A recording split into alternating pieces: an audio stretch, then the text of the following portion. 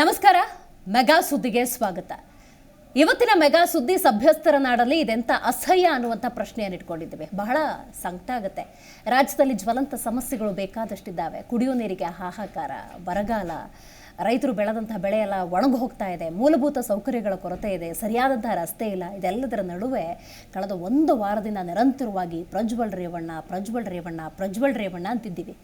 ಇಂತಹ ಒಂದು ದುಸ್ಥಿತಿ ಬಂತಲ್ಲ ಅನ್ನೋದು ಬೇಜಾರು. ಆದರೂ ಬಹಳ ಮುಖ್ಯವಾಗಿ ಇಲ್ಲಿ ಗಮನಿಸಬೇಕಾದ ಒಂದು ಅಂಶ ಏನು ಅಂತ ಹೇಳಿದ್ರೆ, ಕಡೇ ಪಕ್ಷ ಈ ಚುನಾವಣೆಯ ಸಂದರ್ಭದಲ್ಲಾದರೂ ಆ ಪೆನ್ಡ್ರೈವ್ ಹೊರಗೆ ಬಂದು ಈ ಕುಕೃತ್ಯ ಅನ್ನೋದು ಹೊರಗೆ ಬಂತಲ್ಲ ಅನ್ನೋದೇ ಸಮಾಧಾನ. ಹಾಗಾಗಿ ಅನ್ಯಾಯವಾದಂತಹ ಅಷ್ಟು ಹೆಣ್ಣುಮಕ್ಕಳಿಗೆ ನ್ಯಾಯ ಕೊಡಿಸುವಂಥ ದೃಷ್ಟಿಯಿಂದ, ಹಾಗೆಯೇ ತಪ್ಪು ಮಾಡಿದವರಿಗೆ ಶಿಕ್ಷೆ ಆಗಬೇಕು ಅನ್ನುವಂತಹ ಸದುದ್ದೇಶದಿಂದ ಇವತ್ತಿನ ಕಾರ್ಯಕ್ರಮವನ್ನು ನಾವು ಮಾಡ್ತಾ ಇದ್ದೀವಿ. ಹಾಗಾಗಿ ತಪ್ಪು ಎಲ್ಲಿ ಜರುಗ್ತೋ, ಹೇಗೆ ಜರುಗ್ತೋ, ಹೆಣ್ಣು ಮಕ್ಕಳಿಗೆ ನ್ಯಾಯ ಕೊಡಿಸೋರು ಯಾರು, ಇದೆಲ್ಲದರ ಬಗ್ಗೆ ಇವತ್ತಿನ ನಮ್ಮ ಕಾರ್ಯಕ್ರಮದಲ್ಲಿ ಕೂಲಂಕುಷವಾಗಿ ಚರ್ಚೆ ಮಾಡೋಣ. ನಾನು ದಿವ್ಯಶ್ರೀ.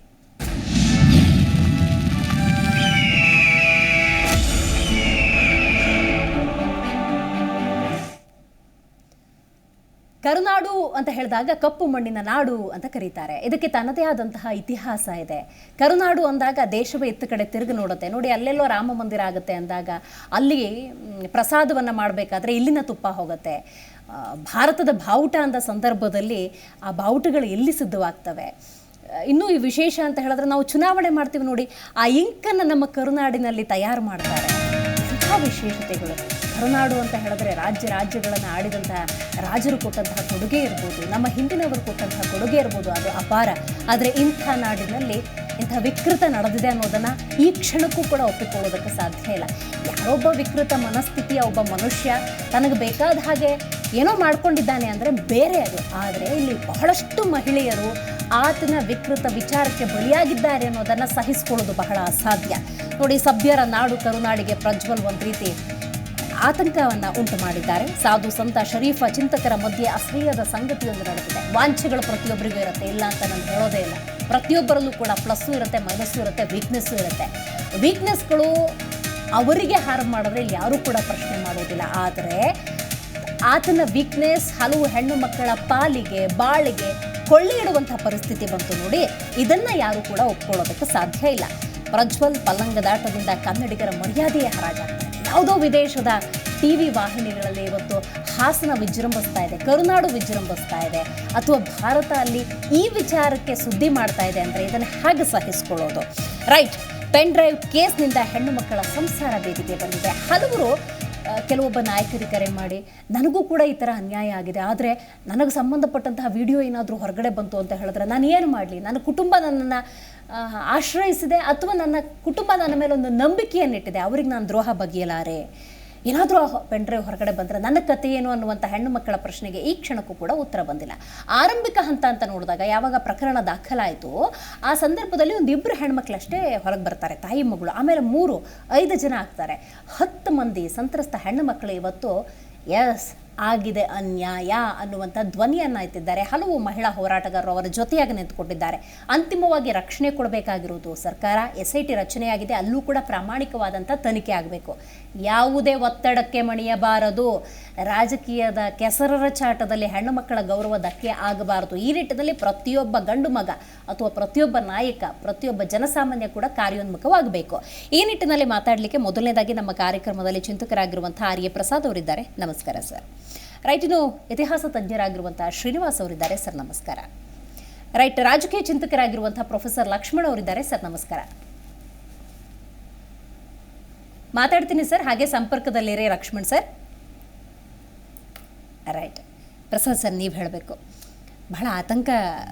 ಈಗ ಕಳೆದ 2 ತಿಂಗಳ ಹಿಂದೆಯೇ ಏನೋ ಒಂದು ಯಾರೋ ಸಂಸದರು ಅಥವಾ ಯಾರೋ ಒಬ್ಬ ದೊಡ್ಡ ನಾಯಕನಿಗೆ ಸಂಬಂಧಪಟ್ಟಂತಹ ವಿಡಿಯೋ ಬರುತ್ತಂತೆ ಅಂದಾಗ ಯಾರೂ ಅಷ್ಟು ಆತಂಕದಲ್ಲಿರಲಿಲ್ಲ. ವಿಡಿಯೋ ಬಂದಾಗಲೂ 1-2 ವಿಡಿಯೋ ಹರಿಬಿಟ್ಟಾಗ ಅಷ್ಟು ಆತಂಕ ಇರಲಿಲ್ಲ. ಹಳ್ಳಿಗೆ, ಗ್ರಾಮಕ್ಕೆ ಪೆನ್ಡ್ರೈವ್ಗಳನ್ನು ಹಚ್ಚಿದಾರಂತೆ.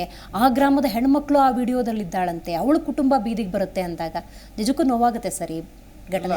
ಇದು ಇಡೀ ಕರ್ನಾಟಕದ ಇತಿಹಾಸದಲ್ಲೇ ಪ್ರಪ್ರಥಮ. ಕರ್ನಾಟಕದ ಇತಿಹಾಸದಲ್ಲೇ ಅಲ್ಲ, ಇಡೀ ಪ್ರಪಂಚದ ಇತಿಹಾಸದಲ್ಲೇ ಪ್ರಥಮ ಇದು. ಆಮೇಲೆ ಪ್ರಥಮಗಳಲ್ಲಿ ಪ್ರಥಮ ಕೊಟ್ಟಂತಹ ನಮ್ಮ ಕರ್ನಾಟಕ ರಾಜ್ಯ ಏನು ಮೈಸೂರು ಸಂಸ್ಥಾನ ಇತ್ತು, ಎಲ್ಲದರಲ್ಲೂ ಪ್ರಥಮ. ಭಾರತ ಸಂವಿಧಾನ ಕೊಡೋದಕ್ಕೆ ರಚನೆ ಆಗೋದಕ್ಕೆ ಕೂಡ ಮೈಸೂರು ಸಂಸ್ಥಾನ ಪ್ರಥಮ, ಕರ್ನಾಟಕನೇ ಪ್ರಥಮ. ಸಾಮಾಜಿಕ ಬದಲಾವಣೆಗಳಲ್ಲೂ ಕೂಡ ಕರ್ನಾಟಕನೇ ಪ್ರಥಮ. ಇಡೀ ನಾವು ದೇಶಕ್ಕೆ ನಾವು ಪ್ರಥಮರು ಎಲ್ಲ ವಿಷಯದಲ್ಲೂ ಕೂಡ. ನೀವು ಯಾವುದೇ ವಿಚಾರ ತೆಗೆದುಕೊಂಡಾಗೂ ಅಷ್ಟೇ, ಸಾಹಿತ್ಯ ಇರ್ಬೋದು, ಆಮೇಲೆ ಬೇರೆ ಬೇರೆ ಸ್ಥರದ ಸಾಂಸ್ಕೃತಿಕ ಕಾರ್ಯಕ್ರಮಗಳಿರ್ಬೋದು, ಅಥವಾ ರಾಜಕೀಯ ಸ್ಥಿರತೆಗಳಿರ್ಬೋದು, ಎಲ್ಲದರಲ್ಲೂ ಕರ್ನಾಟಕ ಪ್ರಥಮ. ಮೈಸೂರು ಸಂಸ್ಥಾನ ಕೊಟ್ಟಷ್ಟು ಕೊಡುಗೆ ಬಹುಶಃ ಈ ಎಲ್ಲಕ್ಕಿಂತ ಹೆಚ್ಚಾಗಿ ಶರಣರನ್ನು ಕೊಟ್ಟರಲ್ಲ, ಆ ಶರಣರ ಸಂಸ್ಕೃತಿ ಇದೆಯಲ್ಲ, ಇಡೀ ಪ್ರಪಂಚಕ್ಕೆ ಸಂವಿಧಾನವನ್ನು ಕೊಟ್ಟಂಥದ್ದು.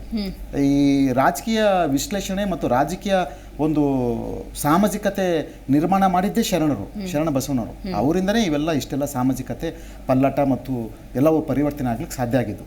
ಅಂಥ ಒಂದು ದಾರ್ಶನಿಕ ನಾಡಿನಲ್ಲಿ ಇದಿದೆಯಲ್ಲ, ಇದು ಕೂಡ ಒಂದು ರೀತಿ ಪ್ರಥಮನೇ. ಇಲ್ಲ, ಪ್ರಥಮ ಹೌದು. ಇದು ಎಂಥ ದುಃಖದಲ್ಲಿ ಅಂದರೆ ಅದನ್ನು ಕೂಡ ಪ್ರಥಮ ಅಂತಲೇ ಹೇಳ್ಬೇಕು, ಇದನ್ನು ಕೂಡ ಪ್ರಥಮ ಅಂತ ಹೇಳ್ಬೇಕು. ಅಂತಹ ಒಂದು ವ್ಯಾಖ್ಯಾನಕ್ಕೆ ನಾವು ಇವತ್ತು ಜೊತೆ ಕೂತ್ಕೊಂಡಿದ್ದು ನಿಜವಾಗ್ಲೂ ವಿಪರ್ಯಾಸ. ಆದರೆ ಒಂದು ನಾ ಈ ಸಂದರ್ಭ ಹೇಳೋದೇನು ಅಂತಂದರೆ, ಶರಣರು, ಸಂತ ಶರಣ ಶಿರೂಪರು, ಅಲ್ಲಮ ಪ್ರಭು, ಆಮೇಲೆ ಬೇರೆ ಅಕ್ಕಮಹಾದೇವಿ, ಯಾರೇ ತೊಳಿ, ಕನಕದಾಸರು, ಪುರಂದಾಸರು, ಯಾವುದೋ ಜಾತಿ ಭೇದ ಮರೆತು ಮಾಡ್ತಕ್ಕಂಥ ನಾಡಲ್ಲಿ ಬೆಳೆದವರು ನಾವು.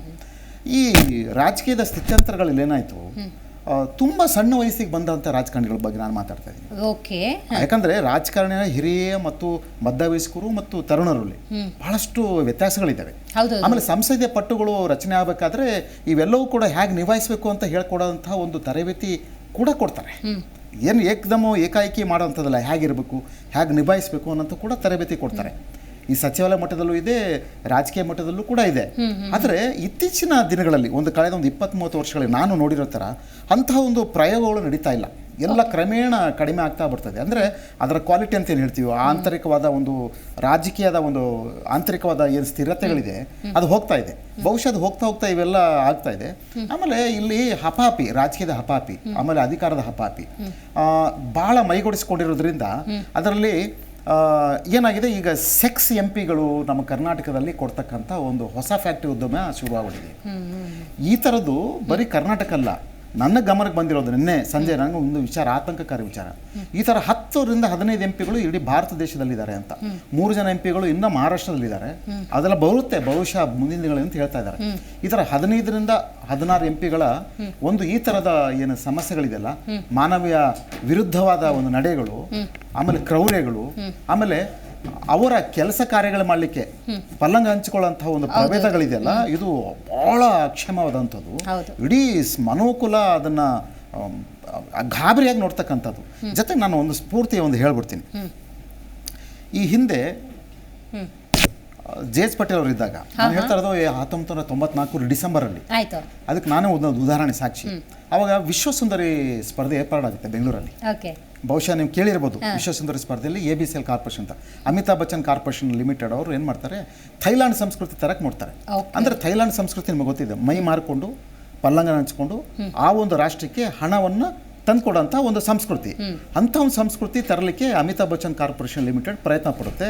ಅದಕ್ಕೆ ಪೂರಕವಾಗಿ ಜೆ.ಎಚ್. ಪಟೇಲ್ ಅವರು ಸಹಾಯ ಮಾಡ್ತಾರೆ.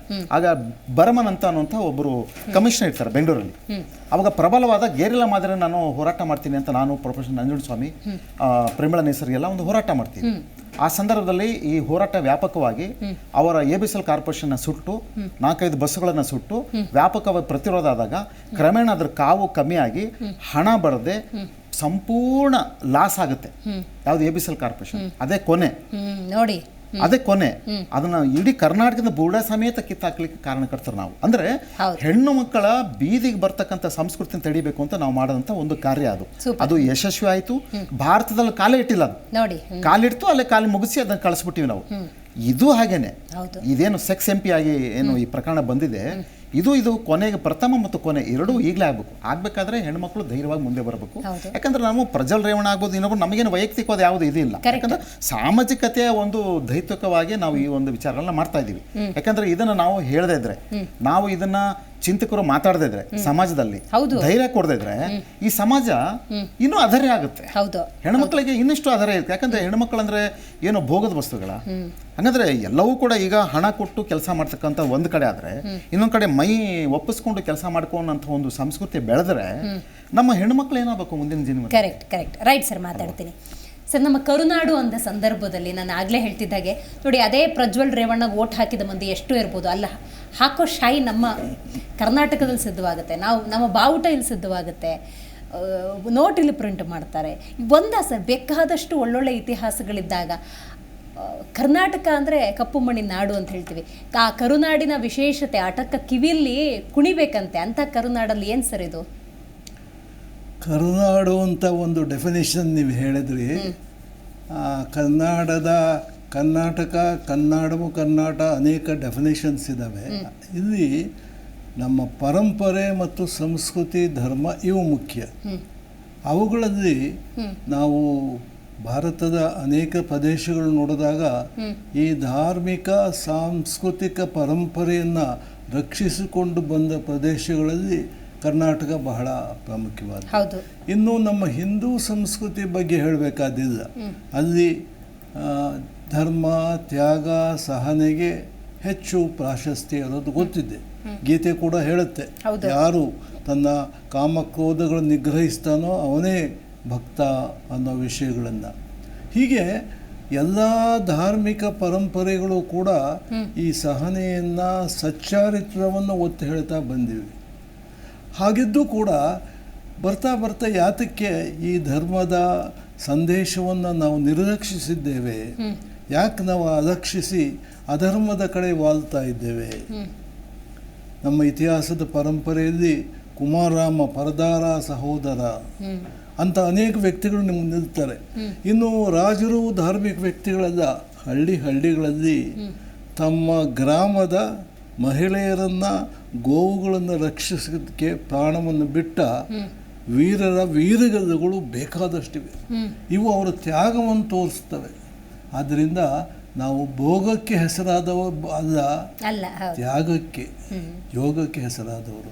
ಅಂಥ ಪರಂಪರೆ ಉಳ್ಳ ಕರ್ನಾಟಕ ಇದು ಹಲವಾರು ಕಾರಣಗಳಿಂದ ಇಂಥ ಒಂದು ನೈತಿಕ ಅಧೋಗತಿ ಉಂಟಾಗಿದೆ. ಅದನ್ನು ವಿಶ್ಲೇಷಣೆ ಮಾಡೋದು ಬಹಳ ದೀರ್ಘವಾದ ಸಮಸ್ಯೆ. ಸಾಮಾಜಿಕ, ಧಾರ್ಮಿಕ ಕಾರಣಗಳಿಂದ ಇದು ಒಂದು ಬಹಳ ದುರದೃಷ್ಟವಾದ ಸಂಗತಿ. ಕರೆಕ್ಟ್ ಮಾತಾಡ್ತೀನಿ ಸರ್ ನಿಮ್ಮ ಜೊತೆ. ಲಕ್ಷ್ಮಣ್ ಸರ್, ನೀವು ಹೇಳಬೇಕು, JDS ಇರ್ಬೋದು, BJP ಇರ್ಬೋದು, ಕಾಂಗ್ರೆಸ್ ಇರ್ಬೋದು, ಇವತ್ತು ನೀನು ಈ ನನ್ನ ಪಕ್ಷದ ಒಬ್ಬ ಅಭ್ಯರ್ಥಿಯ ವಿಡಿಯೋ ಬಿಡ್ತೀಯಾ, ನಾನು ನಿನ್ನ ಪಕ್ಷದ ಈ ವ್ಯಕ್ತಿಯ ವಿಡಿಯೋ ಬಿಡ್ತೀನಿ ಅಂತ ಹೇಳಿ ಕಾಂಪಿಟೇಷನ್ ಏನು ನಿಂತ್ಕೊಂಡ್ಬಿಟ್ಟಿದಾರಲ್ಲ ಸರ್. ಏನಾದ್ರು ಸ್ಪರ್ಧೆ ಮಾಡೋದು ಬೇರೆ ಯಾವ ವಿಚಾರನೂ ಸಿಕ್ಲಿಲ್ವಾ ಅಂತ? ಯಾವುದೇ ವಿಷಯ ರಾಜಕೀಕರಣ ಆಗ್ತಿದೆಯಲ್ಲ, ಏನು ಹೇಳ್ತೀರಿ ಲಕ್ಷ್ಮಣ್ ಸರ್ ಇದ್ರ ಬಗ್ಗೆ? ಮೇಡಮ್, ನಮಗೆ ನಮ್ಮ ರೈತರೆಲ್ಲ ಬಹಳ ವಿಚಾರಗಳನ್ನ ಹಂಚ್ಕೊಂಡಿದ್ದಾರೆ ನಮ್ಮ ದೇಶದ ಬಗ್ಗೆ, ಮತ್ತೆ ನಮ್ಮ ರಾಜ್ಯದ ಬಗ್ಗೆ, ನಮ್ಮ ರಾಜ್ಯದ ಸಂಸ್ಕೃತಿ ಪರಂಪರೆ ಬಗ್ಗೆ ಹಂಚ್ಕೊಂಡಿದ್ದಾರೆ. ಅದರಲ್ಲಿ ಎರಡು ಮಾತಿಲ್ಲ. ಯಾವಾಗ್ಲೂ ಕೂಡ ನಮ್ಮ ರಾಜ್ಯ ಸಂಸ್ಕೃತಿ ಮತ್ತೆ ಪರಂಪರೆ ಅಗ್ರಸ್ಥಾನವನ್ನ ಪಡೆಯುತ್ತೆ ಎಲ್ಲಾ ವಿಚಾರಗಳಲ್ಲೂ. ಸಾಂಸ್ಕೃತಿಕ ಒಂದು ಸೌರಭ್ಯತೆ ಹೊಂದಿದ್ದೆ ಅಂತ ಹೇಳೋದ್ರಲ್ಲಿ ಎರಡು ಮಾತಿಲ್ಲ. ಅದು ಇತ್ತೀಚಿನ ರಾಜಕೀಯ ಬೆಳವಣಿಗೆಗಳನ್ನ ನೋಡಿದಾಗ, ಅದರಲ್ಲೂ ಚುನಾವಣೆ ಸಮಯದಲ್ಲಿ ಹೇಗೆ ಒಂದು ಪಕ್ಷ ಇನ್ನೊಂದು ಪಕ್ಷ ಇದು ಕೆಸರ ಚಾಟ ಅಂತ ನೀವು ಹೇಳಿದ್ರಿ, ಅದು ಮಡ್ ಸ್ಲಗ್ಗಿಂಗ್ ಅಂತ. ಇದು ಮಡ್ ಸ್ಲಗ್ಗಿಂಗ್ ಆಗ್ತಾ ಇದೆ. ಇದು ಈ ಚುನಾವಣಾ ಸಮಯದಲ್ಲಿ ಇಷ್ಟೊಂದು ಅತಿರೇಕಕ್ಕೆ ಹೋಗುವಂತದ್ದು. ಇದು ನನ್ನ ದೃಷ್ಟಿನಲ್ಲಿ ಯಾವುದೇ ಒಬ್ಬ ವ್ಯಕ್ತಿ ಆಗಿರ್ಬೋದು, ಒಂದ್ ಎಷ್ಟೇ ದೊಡ್ಡ ವ್ಯಕ್ತಿ ಆಗಿರ್ಲಿ, ಕಾನೂನಿನ ಮುಂದೆ ಯಾರು ಅತೀತರಲ್ಲ, ಕಾನೂನು ಮುಂದೆ ಯಾರು ದೊಡ್ಡವರಲ್ಲ. ಕಾನೂನು ರೀತಿಯಲ್ಲಿ ನಾನು ಹೇಳೋದಂದ್ರೆ law will take its own course. ಆ ಕಾನೂನು ರೀತಿಯ ಏನಿದೆ, ಯಾವ ಕೃತ್ಯ ಮಾಡಿದ್ದಾರೆ ಆ ಕೃತ್ಯಕ್ಕೆ ಏನ್ ಶಿಕ್ಷೆ ಆಗುತ್ತೆ ಆ ಶಿಕ್ಷೆ ಆಗ್ಬೇಕು. ಅದು ನಿಜವಾಗ್ಲೂ ಕೂಡ ಆಗಿದ್ರೆ, ಎಲ್ಲ ಆರೋಪಗಳು ಸಾಬೀತಾದ್ರೆ, ಈಗಾಗಲೇ SIT ನ ಸ್ಪೆಷಲ್ ಇನ್ವೆಸ್ಟಿಗೇಷನ್ ಟೀಮ್ ಅನ್ನ ನೇಮಕ ಮಾಡಿದ್ದಾರೆ. ಪೊಲೀಸ್ ಅಧಿಕಾರಿಗಳಿಗೆ ಯಾವುದೇ ರೀತಿಯಾದಂತಹ ಒತ್ತಡ ಪ್ರಭಾವ ಒಳಗಾಗದೆ ನಿರ್ಭೀತಿಯಿಂದ ಅವರು ತಮ್ಮ ಕಾರ್ಯವನ್ನ ದಕ್ಷತೆಯಿಂದ ಪ್ರಾಮಾಣಿಕವಾಗಿ ಮಾಡಿ ನಿಜವಾಗೂ ಯಾರು ತಪ್ಪಿತಸ್ಥರಾಗಿದ್ದಾರೆ ಅವರು ಶಿಕ್ಷೆ ಕೊಡೋದು ನಾವೆಲ್ಲರೂ ಕೂಡ ಇಡೀ ಕರ್ನಾಟಕ ಮುನ್ನೋಡ್ತಾ ಇದೆ. ಇದಾಗ್ಬೇಕು. ಇಲ್ಲಿ ಯಾವ ಪಕ್ಷ ಈ ಪಕ್ಷ ಅಂತಲ್ಲ, ಅಥವಾ ಯಾವ ಆ ಸಿದ್ಧಾಂತ ಅಥವಾ ಈ ಸಿದ್ಧಾಂತ ಅಂತಲ್ಲ, ಅಥವಾ ಮೋದಿಯವರನ್ನ ನೆನೆಸುವಂತದ್ದಾಗಿರ್ಬೋದು, ಅಥವಾ ಸಿದ್ದರಾಮಯ್ಯನ ನೆನೆಸುವಂತದ್ದಾಗಿರ್ಬೋದು, ಪಕ್ಷಗಳಲ್ಲೇ ಇವ್ರ ಮೇಲೆ DK ಶಿವಕುಮಾರ್ ಮತ್ತೆ ಕುಮಾರಸ್ವಾಮಿ ಅವರ ಬಗ್ಗೆ ಮಾತಾಡೋದು, ಇವಾಗ ದೇವೇಗೌಡರ ಬಗ್ಗೆ ಮಾತಾಡುವಂಥದ್ದು, ಇವೆಲ್ಲ ಆದ್ರೆ ಅದಷ್ಟೊಂದು ಸಮಂಜಸ ಅಲ್ಲ, ಸರಿಯಲ್ಲ ಅಂತ ಅನ್ಸುತ್ತೆ. ಯಾಕೆಂದ್ರೆ ಕಾನೂನು ಇದೆ, ಕಾನೂನಿಗಿಂತ ಯಾರು ದೊಡ್ಡವರಲ್ಲ. ಆದ್ರೆ ಇಲ್ಲಿ ಬಹಳ ಮುಖ್ಯವಾಗಿ ಸರಿ, ಚುನಾವಣೆ ಸಮಯದಲ್ಲಿ ಪ್ರಚಾರ ವಸ್ತು ಆಗ್ಬಿಟ್ಟಿದೆ ಪ್ರಜ್ವಲ್ ರೇವಣ್ಣ ಅನ್ನುವಂತ ವಿಚಾರ. ಅದು ಬಹಳ ಮುಖ್ಯವಾಗಿ ಈ ಒಂದು ಇಷ್ಟೊಂದು ಗ್ರಾಸವಾಗಿರುವಂತದ್ದು ಏನಂದ್ರೆ, ಈ ವಿಚಾರ ಒಬ್ಬ ಪ್ರಜಾಪ್ರತಿನಿಧಿ ಅವರು ಸಾಮಾನ್ಯ ವ್ಯಕ್ತಿ ಅಲ್ಲ. ಈ ರೇವಣ್ಣವರಾಗಿರ್ಬೋದು ಅಥವಾ ಪ್ರಜ್ವಲ್ ರೇವಣ್ಣವರಾಗಿರ್ಬೋದು. ಸೊ ಆ ದೃಷ್ಟಿನಲ್ಲಿ ಎಲ್ರೂ ಕೂಡ ಅದನ್ನ ಬಹಳಷ್ಟು ಸೂಕ್ಷ್ಮವಾಗಿ ನೋಡ್ಬೇಕಾಗುತ್ತೆ. ಬಟ್ ಆದ್ರೆ ಎಲ್ರಿಗೂ ಕೂಡ ಏನಾಗುತ್ತೆ, ಪ್ರಜಾಪ್ರತಿನಿಧಿಗಳೇ ಹೀಗ್ ಮಾಡಿದ್ರೆ ಏನು ಅನ್ನೋ ಒಂದು ಪ್ರಶ್ನೆ ಎದ್ದಿದೆ. ಅದೆಲ್ಲರನ್ನು ಕೂಡ ಕಾಡ್ತಾ ಇದೆ, ಅದ್ರಲ್ಲಿ ಎರಡು ಮಾತಿಲ್ಲ. ಆದ್ರೆ ಈಗ ಅಂತಾರಾಷ್ಟ್ರೀಯವಾಗಿ ನಮ್ಮ ವರ್ಚಸ್ಸನ್ನ ಕಳ್ಕೊಳ್ಳುವಂಥದ್ದು, ರಾಷ್ಟ್ರೀಯವಾಗಿ ನಮ್ಮ ದೇಶದ ಒಂದು ಬೇರೆ ದೇಶದವರು ನಮ್ಮನ್ನ ನೋಡಿ ಆಡ್ಕೊಳ್ಳುವಂತ ಪರಿಸ್ಥಿತಿಗೆ ಆಗ್ಬಾರ್ದು, ಹಾಸ್ಯಾಸ್ಪದ ಆಗ್ಬಾರ್ದು. ಸೊ ಇದಕ್ಕೆ ಕಾನೂನು ಇದೆ, ನಮ್ಮ ನೆಲದ ಕಾನೂನು ಬಹಳ ಗಟ್ಟಿಯಾಗಿದೆ, ಅದ್ರಲ್ಲಿ ಎರಡು ಮಾತಿಲ್ಲ. ಸರ್ಕಾರ ಈಗಾಗಲೇ ಮುಂದುವರೆದಿದೆ, ಸಾಕಷ್ಟು ಕ್ರಮಗಳನ್ನ ಕೈಗೊಳ್ಳುವಂತ ದೃಷ್ಟಿಯಲ್ಲಿ ಮುಂದುವರೆದಿದೆ. ಈಗ ಸಿದ್ದರಾಮಯ್ಯನವರು ಕೂಡ ಪತ್ರ ಬರೆದಿದ್ದಾರೆ, ಇದನ್ನ ಡಿಪ್ಲೊಮ್ಯಾಟಿಕ್ ಪಾಸ್ಪೋರ್ಟ್ ಅನ್ನ ರದ್ದು ಮಾಡಿ ಅಂತ. ಆಮೇಲೆ ಅಲ್ಲಿ MEA ministry of external affairs ministry ವಕ್ತಾರರು ಕೂಡ ಹೇಳಿದ್ದಾರೆ, ಜೈಸ್ವಾಲ್ ಅವರು. ನಾವೇನ್ ಅದನ್ನ ಯಾವ್ದು ಕೂಡ ಇದು ಡಿಪ್ಲೊಮ್ಯಾಟಿಕ್ ಪಾಸ್ಪೋರ್ಟ್ ಇರೋದಂತ ಅವರ ಅನುಮತಿನೂ ಕೇಳಿಲ್ಲ, ನಾವು ಕೊಟ್ಟು ಇಲ್ಲ ಅಂತ ಕ್ಲಾರಿಫಿಕೇಶನ್, ಅದ್ರ ಅಗತ್ಯನೂ ಇಲ್ಲ ಅಂತ ಹೇಳಿದ್ದಾರೆ, ಅದ್ರ ಅಗತ್ಯನೂ ಇಲ್ಲ ಅಂತ ಹೇಳಿದ್ದಾರೆ. ಸೊ ಹಾಗಾಗಿ ನನ್ನ ದೃಷ್ಟಿನಲ್ಲಿ ಅವರು ಪ್ರಜ್ವಲ್ ರೇವಣ್ಣ ಅವರು ಮುಂದೆ ಬರಬೇಕು. ಈಗ ಆರೋಪಿ ಸ್ಥಾನದಲ್ಲಿ ಇದ್ದಾಗ ಅವರು ಯಾವ್ದೋ ಕಾರ್ಯಕ್ಕೆ ಹೋಗಿದ್ದಾರೆ ಏನೋ ಗೊತ್ತಿಲ್ಲ, ಆದ್ರೆ ಅದು ತಿಳಿದ ಮೇಲೆ ಅವರು ವಾಪಸ್ಸು ತಾಯ್ನಾಡಿಗೆ ಬಂದು ಅದೇನ್ ಆರೋಪಗಳಿದೆ ಅದು ಕಾನೂನು ರೀತಿ ಎದುರಿಸ್ಬೇಕು. ರೈಟ್ ಸರ್, ಇನ್ ಡೀಟೇಲ್ ಆಗಿ ನಾನು ಮಾತಾಡ್ತೀನಿ. ನೋಡಿ, ಕರುನಾಡು ಅಂದಾಗ ಅದರದೇ ಆದಂತಹ ಇತಿಹಾಸವನ್ನು ಹೊಂದಿದೆ, ಹಲವಾರು ಮೊದಲುಗಳಿಗೆ ಅದು ಸಾಕ್ಷಿಯಾಗಿದೆ. ಇಂತಹ ಆ ಒಂದು ಗರ್ವದಲ್ಲಿ ನಾವಿದ್ವಿ, ಆ ಒಂದು ಹೆಮ್ಮೆಯಲ್ಲಿ ನಾವಿದ್ವಿ. ಆದರೆ ಇವತ್ತು ಪ್ರಜ್ವಲ್ ರೇವಣ್ಣ ಪ್ರಕರಣ ಏನಿದೆ ಅದೊಂದು ರೀತಿ ಕರುನಾಡಿಗೆ ಕಳಂಕ ಅಂತ ಹೇಳಿದ್ರು ಕೂಡ ತಪ್ಪಾಗೋದಿಲ್ಲ. ಏಪ್ರಿಲ್ 26 ಚುನಾವಣೆ ಆಯಿತು, ಓಟ್ ಹಾಕಿದ್ರು ಪ್ರಜ್ವಲ್ ರೇವಣ್ಣ, ಆಮೇಲೆ ವಿದೇಶದಲ್ಲಿದ್ದಾರೆ. ಸೊ ಅವತ್ತಿನಿಂದ ಇವತ್ತಿನವರೆಗೂ, ನಿನ್ನೆಲ್ಲ ಮೊನ್ನೆ ಟ್ವಿಟರಲ್ಲಿ ಸತ್ಯಕ್ಕೆ ಜಯ ಸಿಗುತ್ತೆ, ಖಂಡಿತ ಬರ್ತೀನಿ ಅನ್ನುವಂಥ ಒಂದು ಟ್ವಿಟರ್ನ ಒಂದು ಸ್ಟೇಟ್ಮೆಂಟ್ ಬಿಟ್ಟರೆ ಅದಕ್ಕೆ ನಂತರ ಇನ್ನೇನೂ ಇಲ್ಲ. ಇವತ್ತು 3ನೇ ತಾರೀಕು ಮಧ್ಯರಾತ್ರಿ ಬರಬಹುದು ಅನ್ನುವಂಥ ಸುದ್ದಿ ಕೂಡ ಇದೆ. ನೋಡ್ಬೇಕು ಅದು ಎಷ್ಟು ಸತ್ಯ ಎಷ್ಟು ನಿಜ ಗೊತ್ತಿಲ್ಲ. ಇದರ ನಡುವೆ ರೇವಣ್ಣ ಅವರು 4ನೇ ತಾರೀಕು ವಿಚಾರಣೆಗೆ ಹಾಜರಾಗ್ತೀವಿ ಅಂತ ಹೇಳ್ತಾರೆ. ಅಲ್ಲ, SIT ಕೊಡುವ ಒಂದು ಡೇಟು, ನೀವು ಬರೋದು ಒಂದು ಅಂದರೆ SITಗೊಂದು ಗೌರವ ಬೇಡವಾ? ಅವ್ರು ಯಾವತ್ತು ಹೇಳ್ತಾರೆ ಅವತ್ತು ವಿಚಾರಣೆಗೆ ಹಾಜರಾಗಬೇಕು. ಇದೆಲ್ಲದರ ನಡುವೆ ಇವಾಗ ನಮ್ಮ ಕಾರ್ಯಕ್ರಮದಲ್ಲಿ ಮಹಿಳಾ ಹೋರಾಟಗಾರ್ತಿಯಾಗಿರುವಂಥ ಅಂಜನಾ ಗೌಡ್ರು ಭಾಗಿಯಾಗಿದ್ದಾರೆ. ನಮಸ್ಕಾರ ಅಂಜನಾ ಅವರೇ. ಏನು ಹೇಳ್ಬೇಕಂತ ಅನ್ನಿಸ್ತಾ ಇದೆ ಈ ಪ್ರಕರಣ ನೋಡಿದಾಗ ಒಬ್ಬ ಹೆಣ್ಣು ಮಗಳಾಗಿ ನಿಮಗೆ? ನಿಜವಾಗ್ಲೂ ಒಂದು ನಾಚಿಕೆಗೇಡಿನ ಒಂದು ಸಂಸ್ಕೃತಿ ಅನಿಸ್ಬೇಕಾಗುತ್ತೆ. ಯಾಕಂದರೆ ಅಷ್ಟು ಜನ ಹೆಣ್ಣು ಮಕ್ಕಳನ್ನ ವಿಡಿಯೋವನ್ನು, ಅಶ್ಲೀಲ ಚಿತ್ರಗಳನ್ನು ಇವರು ಬಿಡುಗಡೆ ಮಾಡ್ತಾರೆ ಅಂದರೆ, ಒಂದು ರಾಜಕೀಯ ಪಕ್ಷದಲ್ಲಿ ಇದ್ಕೊಂಡು ಒಂದು ಪ್ರಭಾವಿ ನಾಯಕರಾಗಿ ಬೇರೆಯವರಿಗೆ ಮಾದರಿ ಆಗಬೇಕಾದಂಥ ಒಂದು ಸಂದರ್ಭ ಇರಬೇಕಾದ್ರೆ ಮಾಮೂಲಿ ಜನನೂ ಆ ರೀತಿ ನಡ್ಕೊಳ್ಳೋದಿಲ್ಲ ಅನ್ಕೋತೀನಿ. ಇವತ್ತಿನ ಸಮಾಜದಲ್ಲಿ ಹೆಣ್ಣು ಮಕ್ಕಳಿಗೆ ಭಾಳ ಗೌರವ ಇದೆ. ಎರಡಿದೆ ಇಲ್ಲಿ ಅಯ್ಯಮ್ಮ. ಒಂದು, ಹೆಣ್ಣು ಮಕ್ಕಳ ಅಸಹಾಯಕತೆಯನ್ನ ಒಬ್ಬ ಜವಾಬ್ದಾರಿಯುತ ಸ್ಥಾನದಲ್ಲಿರುವಂತಹ ವ್ಯಕ್ತಿ ದುರ್ಬಳಕೆ ಮಾಡ್ಕೊಂಡಿದ್ದ ಅಪರಾಧ. ಅದನ್ನ ಆತನ ಖಾಸಗಿ ಫೋನ್ನಲ್ಲಿ ಇದ್ದಂಥ ಡಾಕ್ಯುಮೆಂಟ್ ಕಾಪಿ ಮಾಡಿಕೊಂಡು ಹರಿಬಿಡ್ತಾನೆ, ಅದು ಎರಡನೇ ಅಪರಾಧ ಆಗಿದೆ. ಈ ರೀತಿ ಮಾಡಬೇಕಾದ್ರೆ ಯಾವುದೋ ಒಂದು ಉದ್ದೇಶದಿಂದನೇ ಇವರು ಮಾಡ್ತಾ ಇದ್ದಾರೆ ಅಂತ ಆಯಿತು. ಯಾಕಂದರೆ ಅಮಾಯಕ ಹೆಣ್ಣು ಮಕ್ಕಳು ಎಷ್ಟೋ ಜನ ಇರ್ತಾರೆ, ಅವರ ಒಂದು ಅಶ್ಲೀಲ ಚಿತ್ರವನ್ನು ಯಾವುದೋ ಒಂದು ಬೆದರಿಕೆ ಮೇಲೆ ಕರ್ಕೊಂಡು ಹೋಗಿರಬೇಕು, ಅಶ್ಲೀಲ ಚಿತ್ರವನ್ನು ತೆಗೆದು ಅವ್ರನ್ನ ಬೆದರಿಸಿ ಮತ್ತೆ ಬರಬೇಕು ಅನ್ನೋ ಒಂದು ದೃಷ್ಟಿ ಇಟ್ಕೊಂಡು ಅವರು ಆ ಫೋಟೋಗಳನ್ನ ಅಪ್ಲೋಡ್ ಮಾಡ್ತಾರೆ. ಅಂದರೆ ಅವರ ಕೀಳು ಮಟ್ಟ ಮನೋಭಾವನೆ ಯಾವ ರೀತಿ ಇದೆ, ಅವರ ಕಾಮುಕ ದೃಷ್ಟಿ ಯಾವ ರೀತಿ ಇದೆ ಅನ್ನೋದು ಇದು ಇಲ್ಲಿ ಎತ್ತು ಕಾಣ್ತಾ ಇದೆ. ನಿಜವಾಗ್ಲೂ ನಾಚಿಕೆ ಆಗುತ್ತೆ. ನಾವು ಕೂತ್ಕೊಂಡು ಇಷ್ಟು ವರ್ಷ ಆಗಿ ಸ್ವತಂತ್ರ ಬಂದು ನಮಗೆ ನ್ಯಾಯ ಸಿಕ್ಕಿಲ್ಲ, ಹೆಣ್ಣು ಮಕ್ಕಳಿಗೆ ಈ ಥರ ದೌರ್ಜನ್ಯ ಆಗ್ತಾ ಇದೆ. ಯಾಕೆಂದರೆ ಬೇಟಿ ಬಚಾವೋ ಬೇಟಿ ಪಡಾವೋ ಬರೀ ಸ್ಲೋಗನ್ ಅಷ್ಟೇನಾ ನಿಮ್ಮದು? ಕೇಂದ್ರದಲ್ಲಿ ಸ್ಲೋಗನ್ ಮಾಡ್ತೀರಾ? ಆ ಸ್ಲೋಗನ್ಗೆ ಅರ್ಥ ಇಲ್ವಾ ನಿಮಗೆ? ಹೆಣ್ಣು ಮಕ್ಕಳಿಗೆ ಈ ರೀತಿ ಆಗಿದೆ, ಎಷ್ಟು ದಿನ ಆಗಿದೆ ಅವರಿಗೆ? ಎಷ್ಟು ದಿನ ಆಗಿದೆ ತನಿಖೆ ಮಾಡಿ? ಅವ್ರನ್ನ ಕರ್ಸೋಕ್ಕೆ ಎಷ್ಟು ದಿನ ಆಗಿದೆ? ಅವ್ರು ಏನಕ್ಕೆ ಹೋದ್ರು? ಅವ್ರು ನ್ಯಾಯವಾಗೇ ಇದ್ದರೆ, ಅವ್ರು ಕರೆಕ್ಟಾಗಿದ್ದರೆ, ಅವ್ರಿಗೇನೂ ತಪ್ಪು ಮಾಡೇ ಇಲ್ಲ, ವಿಡಿಯೋ ಎಲ್ಲ ಫೇಕ್ ಆಗಿದ್ರೆ ನೀನು ಯಾಕೆ ಔಸ್ಕೊಂಡಿದ್ಯಾ? ಜರ್ಮನಿಲಿ ಯಾಕೆ ಹೋಗಿ ಬಚ್ಚಿಟ್ಕೊಂಡಿದ್ಯಾ? SIT ತನಿಖೆ ಆಗ್ತಾ ಇದೆ, ನಿಮ್ಮನ್ನು ಕರ್ಸಕ್ಕೆ ಟ್ರೈ ಮಾಡ್ತಿದ್ದಾರೆ, ನೀವು ಯಾಕೆ ಬರ್ತಾ ಇಲ್ಲ? ಯಾಕೆ ಕೇಂದ್ರದಲ್ಲಿ ಸಪೋರ್ಟ್ ಇದೆ ಅಂತಲ್ಲ, BJP ಸರ್ಕಾರದ ಸಪೋರ್ಟ್ ಇದೆ, ನಾನು ಏನು ಬೇಕಾದರೂ ಮಾಡ್ಬೋದು ಅಂತ ಅಧಿಕಾರದ ಒಂದು ವ್ಯಾಮೋಹದಲ್ಲಿ ಇವರು ಮುಳುಗ್ತಾ ಇದ್ದಾರೆ. ರಾಜ್ಯ ಸರ್ಕಾರದ ವಿಚಾರಕ್ಕೆ ಬರೋದಾದರೆ ಅವ್ರಿಗೂ ವಿಷಯ ಗೊತ್ತಾಗಿ 2 ತಿಂಗಳಾಗಿದೆ, ಆದರೂ ಕೂಡ ಆ್ಯಕ್ಷನ್ ತಗೊಂಡಿಲ್ಲ ಅಂತ ಹೇಳಿದ್ರೆ ಅದನ್ನೇನಂತ ಕರಿತೀರಿ ನೀವು? ಅವ್ರು ತಗೋತಾ ಇದ್ದಾರೆ, ತನಿಖೆ ಆಗ್ತಾ ಇದೆ. ಯಾವಾಗ ತನಿಖೆ ಮಾಡ್ತಾ ಇದ್ದಾರೆ? ಯಾವಾಗ ಆಗಿದೆ ಆವಾಗಿಂದ SIT ತನಿಖೆಗೆ ಕೊಟ್ಟಿದ್ದಾರೆ. ಇಲ್ಲ, ಇದು ರೀಸೆಂಟ್. ನಾನು ಹೇಳ್ತಿರೋದು ದೇವರಾಜೇಗೌಡರು ಹಿಂದೆನೇ ಒಂದ್ಸತಿ ಸುದ್ದಿಗೋಷ್ಠಿ ಕರೀತಾರೆ, ಮತ್ತು 2-3 ತಿಂಗಳ ಹಿಂದೆಯೇ ಒಬ್ಬ ಹಾಸನದ ಒಬ್ಬ ನಾಯಕನ ವಿಡಿಯೋ ಹರಿಬಿಡುತ್ತೆ ಅಂತ ಗೊತ್ತಾದಾಗಲೇ ಸ್ವತಃ ದೇವರಾಜೇಗೌಡರು ಹೋಗಿ DK ಶಿವಕುಮಾರ್ಗೆ ಪೆನ್ ಡ್ರೈವು ಕೊಟ್ಟಿದ್ದಾರೆ. ಸಮಯ ನೋಡಿ ಇದನ್ನು ಬಿಡೋಣ ಅಂತ ಅನ್ನೋ ಯೋಚನೆ ರಾಜಕೀಯ ನಾಯಕರಿಗೆ ಬರುತ್ತೆ ಹೊರತು ಅಟ್ಲೀಸ್ಟ್ ಇವನು ಯಾರೋ ತಪ್ಪು ಮಾಡಿದ್ದಾನೆ, ಸಾಮರಸ್ಯ ಬೇಕು ಅನ್ನೋದಾದ್ರೆ, ಹೆಣ್ಣು ಮಕ್ಕಳಿಗೆ ಗೌರವ ಕೊಡೋದೇ ಆಗಿದ್ರೆ ಅದು ಯಾರೇ ಆಗಿರ್ಲಿ, ಪ್ರತಿಯೊಬ್ಬರು ಯಾರೇ ಆಗಿರ್ಲಿ, ಅವ್ರು ಯಾವುದೇ ಪಕ್ಷದವರಾಗಿರ್ಲಿ, ಅವನಿಗೆ ಟಿಕೆಟ್ ಕೊಡಕ್ಕಿಂತ ಮುಂಚೆನೆ ಇದನ್ನ ಈಚೆ ತೆಗಿಬೇಕಾಗಿತ್ತು ಅನ್ನೋದೇ ನಮ್ದು ಇದು.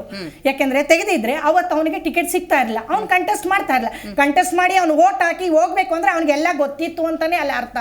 ಪ್ರತಿಯೊಂದು ಮಾಧ್ಯಮಗೂ ಅವರು ಇದು ಮಾಡಿದ್ದಾರೆ, ವಿಡಿಯೋಸ್ ಏನು ಬಿಡಬಾರ್ದು, ಏನು ಅಪ್ಲೋಡ್ ಮಾಡಬಾರ್ದು, ಸ್ಟೇ ತಂದಿದ್ದಾರೆ. ಏನಕ್ಕೆ ತಂದಿದ್ದಾನೆ? ಅವ್ನು ತಪ್ಪು ಮಾಡಿದ್ದಾನೆ, ಅದಕ್ಕೆ ತಂದಿದ್ದಾರೆ. ಈಗ ಎಲ್ಲೇ ಇರಲಿ ಅವ್ನು ಹೇಳ್ಕೊಂಬಂದು ಹಾಕ್ಬೋದಲ್ಲ. ಅದೇ ಸಾಮಾನ್ಯ ಒಬ್ಬ ಪ್ರಜೆ ಈ ಕೆಲಸ ಮಾಡಿದ್ರೆ 1 ನಿಮಿಷದಲ್ಲಿ ಅರೆಸ್ಟ್ ಮಾಡಿ ಅವ್ನು ಜೈಲಿಗೆ ಕಳಿಸ್ತಿದ್ರ? ಇವತ್ತು ಒಬ್ಬ ರಾಜಕಾರಣಿ ಮಗ, ಒಬ್ಬ ಹೆಸರುವಾಸಿಯಾದವನು, ಪ್ರಧಾನಮಂತ್ರಿ, ಮಾಜಿ ಪ್ರಧಾನಮಂತ್ರಿಯವರ ಮೊಮ್ಮಗ ಅಂತೇಳಿ ನೀವು ಈ ರೀತಿ ಸಪೋರ್ಟ್ ಮಾಡ್ತಿದ್ರ. ಆದ್ರೆ BJP ಅಲೆಯಿಂದ ಇವರು ಸಪೋರ್ಟಿಗೆ ಮಾಡ್ತಾ ಇದ್ದೀರ, ಅವ್ರನ್ನ ಹಿಡ್ದು ಇಟ್ಕೊಂಡಿದ್ದೀರಾ ಅಂತ ಆಯ್ತು. ಅವರು ಎಲ್ಲ ತಿಳ್ಕೊಂಡು ಯಾವಾಗ ಬರಬೇಕು, ಏನು ಬರಬೇಕು, ಹೇಗೆ ಮಾಡಬೇಕು. ಈಗ KR ನಗರದ ಒಬ್ಬರು ಸಂತ್ರಸ್ತೆ, ಅವರು ಅವ್ರನ್ನ ಕಾಣಿ ಮಾಡಿದ್ದಾರೆ. ಯಾಕೆ ಕಾಣಿ ಮಾಡಿದ್ದಾರೆ? ಅವ್ರು ಬಂದು ಅಲ್ಲಿ ಹೇಳ್ತಾರೆ, ಹೇಳಿಕೆ ಕೊಡ್ತಾರೆ ಅಂತ. ಇದೆಲ್ಲ ಮುನ್ನಾರ ಏನಕ್ಕೆ ನಡೀತಾ ಇದೆ? ಇವ್ರನ್ನ ಬಚಾವ್ ಮಾಡಕ. ಆದ್ರೆ ಸಾಮಾನ್ಯ ಪ್ರಜೆಗಳು ಈ ಕೆಲಸ ಮಾಡಿದ್ರೆ ನೀವು ಬಿಡ್ತೀರಾ? ಸರ್ಕಾರ ಬಿಡ್ತಾ, ಕೇಂದ್ರ ಸರ್ಕಾರ ಬಿಡುತ್ತಾ, ರಾಜ್ಯ ಸರ್ಕಾರ ಬಿಡ್ತೀರಾ?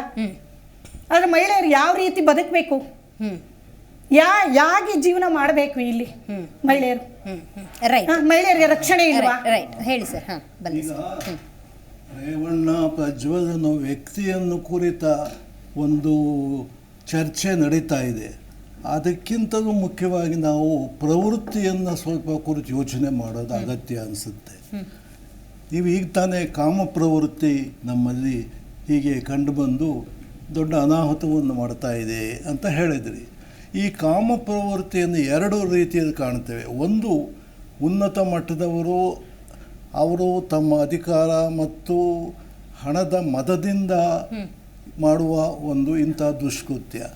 ಅವರಿಗೆ ಹೆಚ್ಚು ಸಂಪತ್ತು ಸೇರಿದಾಗ ಎಲ್ಲ ಅಷ್ಟೈಶ್ವರ್ಯಗಳು ಬೇಕು ಅಂತ ಇದೊಂದನ್ನು ಯಾತಕ್ಕೆ ಬಿಡಬೇಕು ಅಂತ ಆ ಐಶ್ವರ್ಯ ಅವರನ್ನು ಇಂತಹ ನೀಚ ಪ್ರವೃತ್ತಿಗೆ ತಳ್ಳುತ್ತೆ. ನಾವು ಒಂದು ವ್ಯಕ್ತಿಯನ್ನು ಕುರಿತು ಚರ್ಚೆ ಮಾಡ್ತೇವೆ ಆದರೆ ನಾವು ಚರ್ಚೆ ಮಾಡದೇ ಇರೋ ಅನೇಕ ವ್ಯಕ್ತಿಗಳಿದ್ದಾರೆ. ಈಗ ಅವುಗಳನ್ನ ನಾವು ವ್ಯಕ್ತಿಗಳನ್ನ ಇಂಡಿವಿಜುವಲ್ ಆಗಿ ಆ ಚಾರಿತ್ರಿಕ ಕೇಸುಗಳನ್ನ ಇದು ಮಾಡೋದಕ್ಕಿಂತ ಒಂದು ವರ್ಗ ಈ ರೀತಿಯಾಗಿ ಅಧಿಕಾರ ಮತ್ತು ಧನದ ಮದದಿಂದ ಇಂತಹ ಒಂದು ಪ್ರವೃತ್ತಿ, ನೀಚ ಪ್ರವೃತ್ತಿಗಳಿದೆ. ವಯಸ್ಸಿನಲ್ಲಿ ಒಂದು ರಾಜಕೀಯ ಇದು ಸಿಕ್ತಲ್ಲ ಅವರಿಗೆ, ಅಧಿಕಾರ ಮತ್ತು ತಲೆಗೇರಿರಬೇಕು. ಅದಕ್ಕೆ ಈ ರೀತಿ ರಾಜಕೀಯಕ್ಕೆ ಮೊದಲು ಧನದ ಮದ, ಅದರಿಂದ ರಾಜಕೀಯ. 2ನೇ ಗುಂಪು ಅಂದರೆ ಯಾವುದೇ ವಿಧವಾದ ಸಂಸ್ಕಾರ, ಶಿಕ್ಷಣ ಇಲ್ಲದೆ ಒಂದು ಮೃಗೀಯ ವರ್ತನೆ. ಈಗ ನಿರ್ಭಯ ಕೇಸ್ ಇದೆಯಲ್ಲ, ಮೃಗೀಯ ವರ್ತನೆ. ಅದೇನಂತಂದರೆ ಅವರಿಗೆ ಇನ್ನು ಉತ್ತಮ ಸುಸಂಸ್ಕೃತ ಸಂಸ್ಕಾರ ಭರಿತ ನಾನು ಹೇಳೋದು ಎರಡನೇ ವರ್ಗದ ಬಗ್ಗೆ ಹೇಳ್ತಾ ಇದ್ದೀನಿ. ಅಂತಹ ವರ್ಗದವರು, ಅವರು ಅಶಿಕ್ಷಿತರು, ಅವಿದ್ಯಾವಂತರು, ಅವರು ಕೂಡ ಮಾಡೋದು ಅವರಿಗೆ ಸಂಸ್ಕಾರವಿಲ್ಲದೆ ನಮ್ಮ ಇಂಥ ಕೆಲಸಕ್ಕೆ ಇಳಿತಾರೆ. ಆದ್ದರಿಂದ ಇಲ್ಲಿ ಶಿಕ್ಷೆ ಅನ್ನೋದಕ್ಕಿಂತ ಮುಖ್ಯವಾಗಿ ಶಿಕ್ಷಣ ಅನ್ನೋದು ಕೂಡ ಬರುತ್ತೆ. ವೆರಿ ನೈಸ್, ಬರ್ತೀನಿ ಸರ್ ಅಲ್ಲಿಗೆ. ಇವತ್ತಿಗೂ ಮನೇಲಿ ತಂದೆ ತಾಯಿ ಒಂದು ಗಂಡು ಮಗು ಹೆಣ್ಮಗು ಇದೆ ಅಂತ ಹೇಳಿದ್ರೆ ಹೆಣ್ಮಗುಗೆ ಏನು ಪಾಠ ಮಾಡ್ತಾರೆ ಅಂತ ನೋಡಿದ್ರೆ, ತಲೆ ಎತ್ಕೊಂಡು ಹೋಗ್ಬೇಡ, ಅಲ್ಲಿ ಯಾರೋ ಮಾತಾಡಬೇಡ, ಅಲ್ಲಿ ಜಾಸ್ತಿ ಹೊತ್ತು ನಿಂತ್ಕೋಬೇಡ, ಮೊಬೈಲ್ನೇ ಇಷ್ಟೊತ್ತು ಮಾತಾಡ್ತಿದ್ಯಾ, ಈ ಥರದ ಪಾಠ. ಅದೇ ಗಂಡು ಮಕ್ಕಳಿಗೆ ಯಾವ ಥರ ಪಾಠ? ಎಷ್ಟೊತ್ತಿಗಾದರೂ ಬರ್ಬೋದು, ಎಷ್ಟೊತ್ತಿಗಾದರೂ ಹೋಗ್ಬೋದು. ಈ ರೀತಿಯ ಲೀನಿಯನ್ಸ್ ಇದೆಯಲ್ಲ, ಅದು ಕೆಲವೊಮ್ಮೆ ವ್ಯತ್ಯಾಸವನ್ನು ಉಂಟು ಮಾಡುತ್ತೆ. ಅಗೇನ್ ಸೇಮ್ ಟೈಮ್ ಹೆಣ್ಣು ಮಕ್ಕಳ ವಿಚಾರವಾಗಿ ನೋಡು, ಹೆಣ್ಣು ಅಂದರೆ ಒಂದು ಶಕ್ತಿ. ನಾನು ಒಬ್ಬ ಹೆಣ್ಣು, ಒಬ್ಬ ಅಮ್ಮಗೆ ಹೇಳ್ತಾ ಇದ್ದೀನಿ, ನೀನು ಹೆಣ್ಣುಮಕ್ಕಳ ರಕ್ಷಣೆಗಿದ್ದೀಯಾ? ಈ ಥರದ ಪಾಠಗಳನ್ನು ಯಾವುದಾದ್ರೂ ತಾಯಿ ಮಾಡಿದರೆ ಇಂಥದ್ದು ಖಂಡಿತವಾಗ್ಲೂ ಆಗೋದಿಲ್ಲ ಅಂತ ಹೇಳ್ಬೋದು. ಸರ್, ಇದೇ ವಿಚಾರವನ್ನು ಮಾಧ್ಯಮದವರು HD ರೇವಣ್ಣ ಅವ್ರಿಗೆ ಪ್ರಶ್ನೆ ಮಾಡಿ, ಯಾವುದೋ ಹಳೆ ವಿಡಿಯೋ ಇರಬೇಕು ಅಂತಾರೆ ಏನು ಸರ್ ಅದು? ಇಲ್ಲ ನೋಡಿ, ಇದು ಬಾಲಿಶತನ. ಆಮೇಲೆ ಹಾರಿಕೆ ಉತ್ತರ ಅದು ಹಾಗಲ್ಲ. ಯಾರೇ ಇರಲಿ, ಅವ್ರ ಮೇಲೆ ಆಪಾದನೆ ಬಂದಿದೆಯಾ, ನಿಜನೋ ಸುಳ್ಳೋ ಸತ್ಯನೋ ಅಂತ ಅದು ಸರೆಂಡರ್ ಆಗಬೇಕು ಮಾಡಿ ಅದನ್ನು ನಿಜಾಂಶ ತೋರಿಸ್ಬೇಕು. ಯಾಕಂದ್ರೆ ಅವರು ಸುಮ್ಮನಿದ್ದಷ್ಟು, ದೂರ ಆದಷ್ಟು ಇನ್ನಷ್ಟು ಸಮಸ್ಯೆ ಜಾಸ್ತಿ ಆಗ್ತದೆ. ಆಮೇಲೆ ಅವ್ರ ಮೇಲೆ ಅನುಮಾನಗಳು ಜಾಸ್ತಿ ಆಗ್ತದೆ. ಮತ್ತೆ ವಿದೇಶಕ್ಕೆ ಹಾರಿರೋದನ್ನು ಕೂಡ ಹೆಂಗೆ ಅರ್ಥೈಸ್ತಾರೆ ಅಂದರೆ ಎಲೆಕ್ಷನ್ ಆದಮೇಲೆ ಎಲ್ಲರೂ ಹೋಗೋಲ್ವಾ, ಇವರು ಹೋಗಿದ್ದಾರೆ, ಎಲ್ರಾಕ್ಸ್ ಅವ್ರು ಬರ್ತಾರೆ, ಅವ್ರೇನು ಅಬ್ಸ್ಕ್ಯಾಂಡ್ ಆಗಿಲ್ಲ ನೋಡಿ, ಹೋಗ್ಬೇಕಾದ್ರೇ ರಿಟರ್ನ್ ಟಿಕೆಟ್ ಬುಕ್ ಮಾಡಿ ಹೋಗಿದ್ದಾರೆ ಅಂದರೆ ಇದನ್ನು ನಾಪತ್ತೆ ಅಂತ ಕರೆಯೋಕ್ಕಾಗಲ್ಲ ಅನ್ನುವ ಸಮರ್ಥನೆ. ನಿಮ್ಮ ಉತ್ತರ ಏನು ಸರ್? ಅಂದರೆ ಇದು ಬಹುಶಃ ಯಾರೋ ರಾಜಕೀಯ ಚಾಣಕ್ಯರು ಮಾಡಿದಂಥ ಒಂದು ಗೊತ್ತಾಗಿದೆ ಪ್ರೀ ಪ್ಲಾನ್ ಅಂತ ಕಾಣಿಸುತ್ತೆ. ಹೋಗಿ ನಾನು ಬರಬೇಕು, ಈ ಥರ ಆಗುತ್ತೆ, ನೆಕ್ಸ್ಟ್ ವಿಡಿಯೋ ಈಚೆ ಬರುತ್ತೆ ಅಂತ ಗೊತ್ತಿದ್ದೆ. ಆದರೆ ರೇವಣ್ಣವರು ನನಗೆ ಏನು ಅಂತ ಅನಿಸ್ತಾ ಇದೆ ಅಂದರೆ, ಅವ್ರು ಏನಾಗುತ್ತೋ ಏನಾದರೂ ಆಗಲಿ, ಅವ್ರು ಮಾಡಿದಾರೋ ಇಲ್ವೋ ಇನ್ನೊಂದೋ ಮತ್ತೊಂದಂತೋ ನಾವಂತೂ ಆ ವಿಡಿಯೋ ನೋಡಿಲ್ಲ. ನೋಡಿದವ್ರಿಗೆ ಯಾರೋ ಬಚ್ಚಿಟ್ಕೊಂಡಿದ್ದಾರೆ ವಿಷಯ. ಈ ಸಮಾಜಕ್ಕೆ ಬರಬೇಕು, ಅವ್ರು ತಪ್ಪಿಸ್ತಾರಲ್ಲ ಅಂತ ತಪ್ಪಿಸ್ಕೋಬೇಕು, ಅಥವಾ ತಪ್ಪಿಸ್ತಾರಂತ ಶಿಕ್ಷೆ ಅನುಭವಿಸ್ಬೇಕಂದ್ರೆ ಸಮಾಜದಲ್ಲಿ ಹುಟ್ಟಿದವರು ಸಮಾಜದಲ್ಲಿ ಸಮರ್ಪಣೆ ಮಾಡ್ಕೋಬೇಕು. ಕರೆಕ್ಟ್. ಹಾಗಾಗಿ ಅವ್ರು ಸಮಾಜ ಮುಂದೆ ಬಂದು ಅದು ಏನಿದೆ ಎದುರಿಸ್ಬೇಕಾಗ್ತದೆ. ಒಂದು ಜೊತೆಗೆ ನಾನು ಹೇಳೋದೇನೆಂದರೆ, ಇದು ಕರ್ನಾಟಕ ಸಭ್ಯರ ನಾಡು ಅಂತ ಹೇಳ್ತೀವಿ. ಸಭ್ಯರೇ ಇವತ್ತು ಅಪರಾಧಿಗಳ ಥರ ಕಾಣಿಸ್ತಾ ಇದೆ. ಅಂದರೆ ಹೆಣ್ಮಕ್ಳು ಅಗ್ರಿ ಸರ್. ಯಾಕೆಂದರೆ ಪ್ರಜ್ವಲ್ ರೇವಣ್ಣ ಅವರ ಈ ಹಿಂದಿನ ಕೆಲವೊಂದು ಬೈಟ್ಗಳನ್ನು ನೋಡಿದಾಗ, ಅವ್ರ ಇಂಟರ್ವ್ಯೂ ನೋಡಿದಾಗ ಚೆನ್ನಾಗಿದೆ, ಪರವಾಗಿಲ್ಲ, ಮಾತುಗಾರಿಕೆ ಇದೆ. ಯುವ ನಾಯಕ ಒಬ್ಬ ಬರ್ತಾ ಇದ್ದಾನೆ, ಕರ್ನಾಟಕನ ಪ್ರತಿನಿಧಿಸ್ತಾನೆ, ಅವನು ಚೆನ್ನಾಗಿ ಓದ್ಕೊಂಡಿದ್ದಾನೆ, ಕಲ್ತಿದ್ದಾನೆ, ಕಾನ್ಸ್ಟಿಟ್ಯೂಷನ್ ಗೊತ್ತು, ಈ ಥರದ ಭಾವನೆಗಳಿಗೆ ಸರ್ ಕೊಡ್ಲಿ ಪೆಟ್ಟು ಕೊಟ್ಟಂಗೆ. ಈ ವಿಷಯನ ಪ್ರಸ್ತಾಪ ಮಾಡ್ತಾ ಇದ್ದೀನಿ ಅಂದರೆ, ಈ ಹೆಣ್ಮಕ್ಳು ಇವತ್ತು ನಾವು ಅವರ ಆದಂಥ ಸಮಸ್ಯೆಗಳು ಇನ್ನೊಂದು ಮತ್ತೆ ನೋಡಿದಾಗ ಸಭ್ಯರು, ನಾನು ಹೆಣ್ಮಕ್ಳಲ್ಲಿ ಎಲ್ಲರೂ ಸಭ್ಯರು ಅಂತ ನಾನು ಹೇಳಲ್ಲ, ಆದರೆ 1% ಏನೋ ಇರ್ಬೋದು, ಇಲ್ಲದೆ ಇರ್ಬೋದು, ನಾನು ಹೇಳೋಕ್ಕಾಗಲ್ಲ. ಮನಸ್ಸಿಂದಾನೇ ಹೋಗಿರ್ಬೋದು ಅಥವಾ ಮನಸ್ಸು ಸಾಕ್ಷಿ ಬಿಟ್ಟು ಹೋಗಿರ್ಬೋದು. ಆದರೆ ಆ ಬಿಟ್ಟು ಹೋಗಿರ್ತಾರಲ್ಲ ಮನಸ್ಸಾಕ್ಷಿ, ಅಥವಾ ಯಾವುದೋ ಸಂದರ್ಭಕ್ಕೆ ಸಮರ್ಪಣೆ ಮಾಡ್ಕೊಂಡಿರ್ತಾರಲ್ಲ, ಯಾವುದೊಂದು ವಿಷಯಕ್ಕೆ ಬಲಿಯಾಗಿರ್ತಾರೆ, ಈಗ ಅವ್ರದ್ದೇನು ಭವಿಷ್ಯ, ಅಂಥವ್ರ ಭವಿಷ್ಯದ ಇವತ್ತು ಕರ್ನಾಟಕದಲ್ಲಿ ಸಭ್ಯರ ನಾಡಲ್ಲಿ ಸಭ್ಯರು ಇವತ್ತು ಅಪರಾಧಿಗಳ ಥರ ಕಾಣ್ತಾ ಇದ್ದಾರೆ. ಅಂದರೆ ನಾನು ಈ ಸಂದರ್ಭ ಹೇಳೋದಂದ್ರೆ, ಯಾರೋ ಒಂದು ಮಾಡಿದ ತಪ್ಪಿಗೆ ಹೌದು ಉಳಿದವ್ರಿಗೆಲ್ಲ ಈ ಶಿಕ್ಷೆ. ಹೌದು. ಆಮೇಲೆ ನೀವು ನಾನೇನಂದ್ರೆ, ಇಂಥ ಒಂದು ಪ್ರಕರಣಗಳು ಮತ್ತೆ ಮರುಕಳಿಸಬಾರ್ದು ಅನ್ನೋಂಥ ಒಂದು ಪ್ರಮೇದ ಇದ್ದರೆ ರಾಜಕಾರಣ ಶುದ್ಧ ಆಗಬೇಕು ಅಂತ ನಾವು ಹೇಳ್ತೀವಿ, ಎಲ್ಲ ಹೇಳ್ತೀವಿ. ಯಾಕಂದರೆ ಇದು ಬಹುಶಃ ನೋಡಿ, ಇವಾಗ ಎಲ್ಲದಕ್ಕೂ ಕಾನೂನು ಕಟ್ಟಲೆಗಳು ಮಾಡ್ಕೊಂಡು ಬಂದಿದ್ದೀವಿ ನಾವು ಅಲ್ವಾ.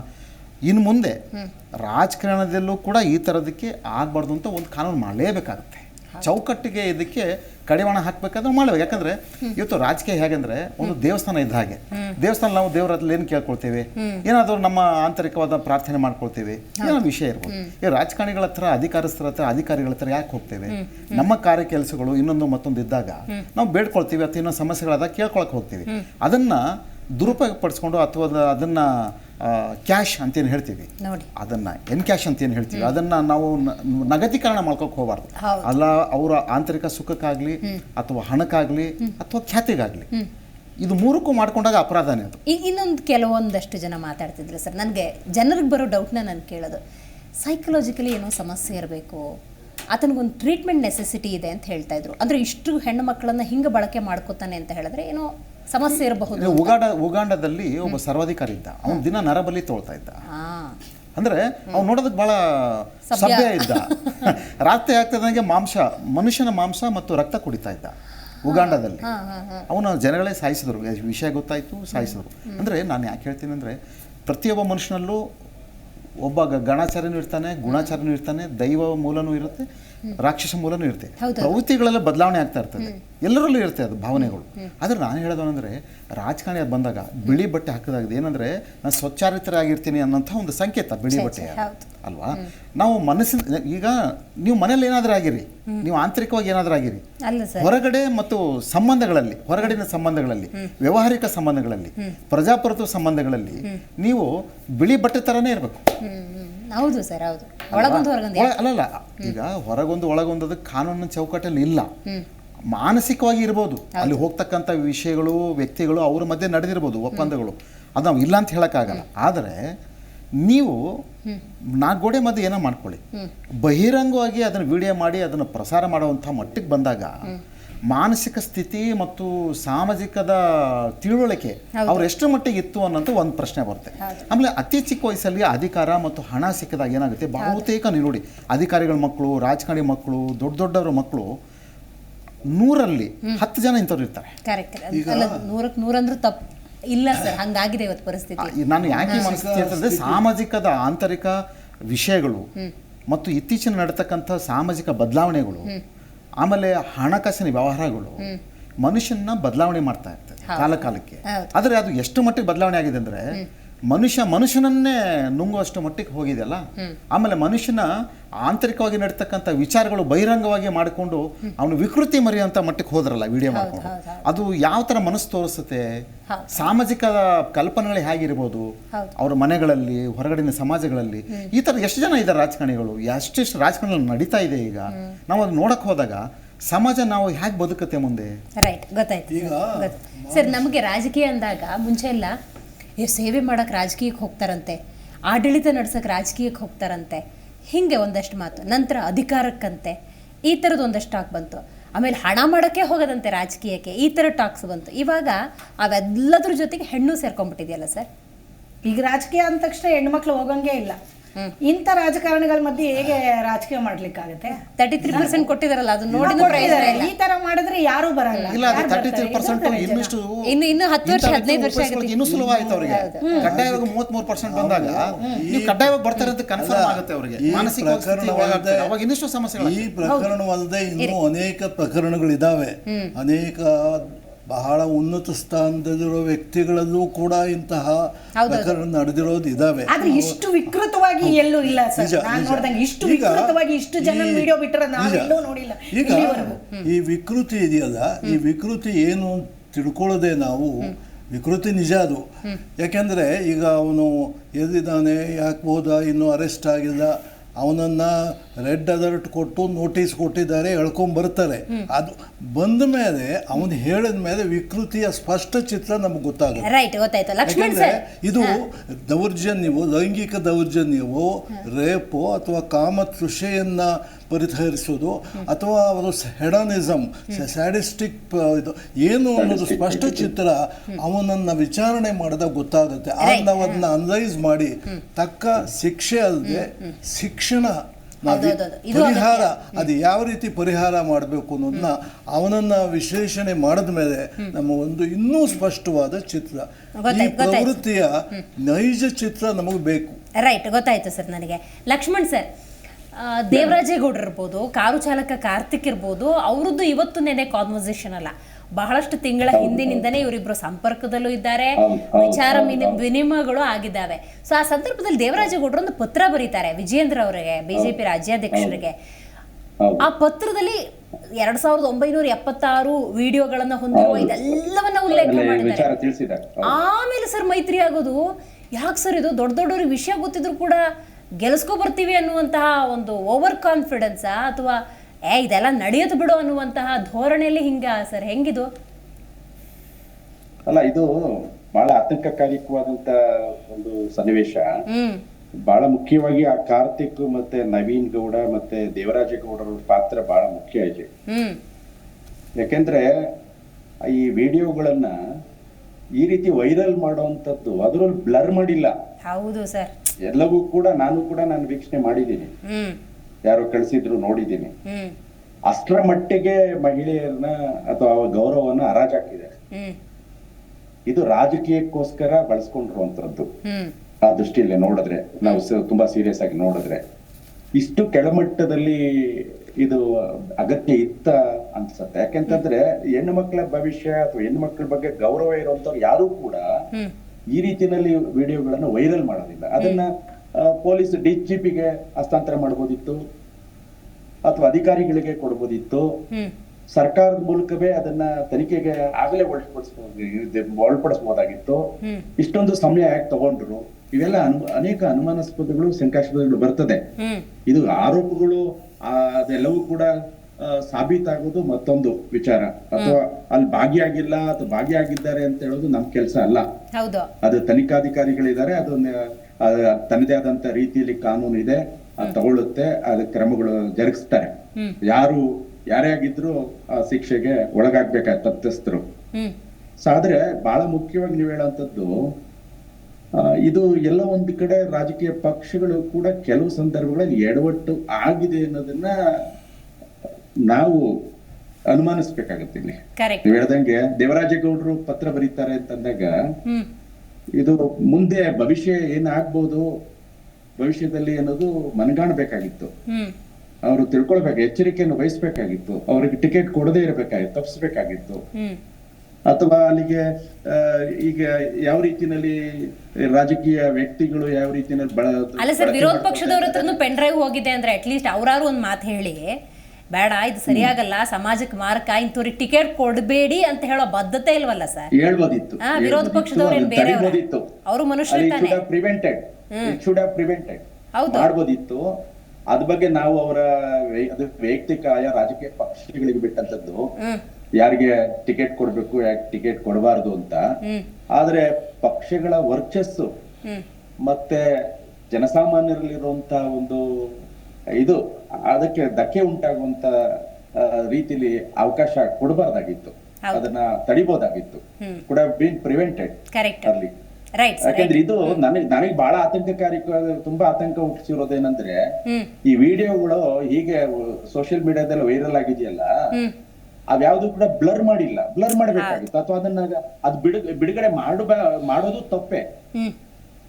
ಯಾರು ದೇವರಾಜಗೌಡ ಆಗಿರ್ಬೋದು, ಕಾರ್ತಿಕ್ ಗೌಡ ಆಗಿರ್ಬೋದು, ನವೀನ್ ಗೌಡ ಅವ್ರ ಮೇಲೂ ಕೂಡ ತನಿಖೆಗಳು ಸರಿಯಾದ ರೀತಿಯಲ್ಲಿ ನಡಿಬೇಕು, ಅವ್ರಿಗೂ ಕೂಡ ಶಿಕ್ಷೆ ಆಗ್ಬೇಕು.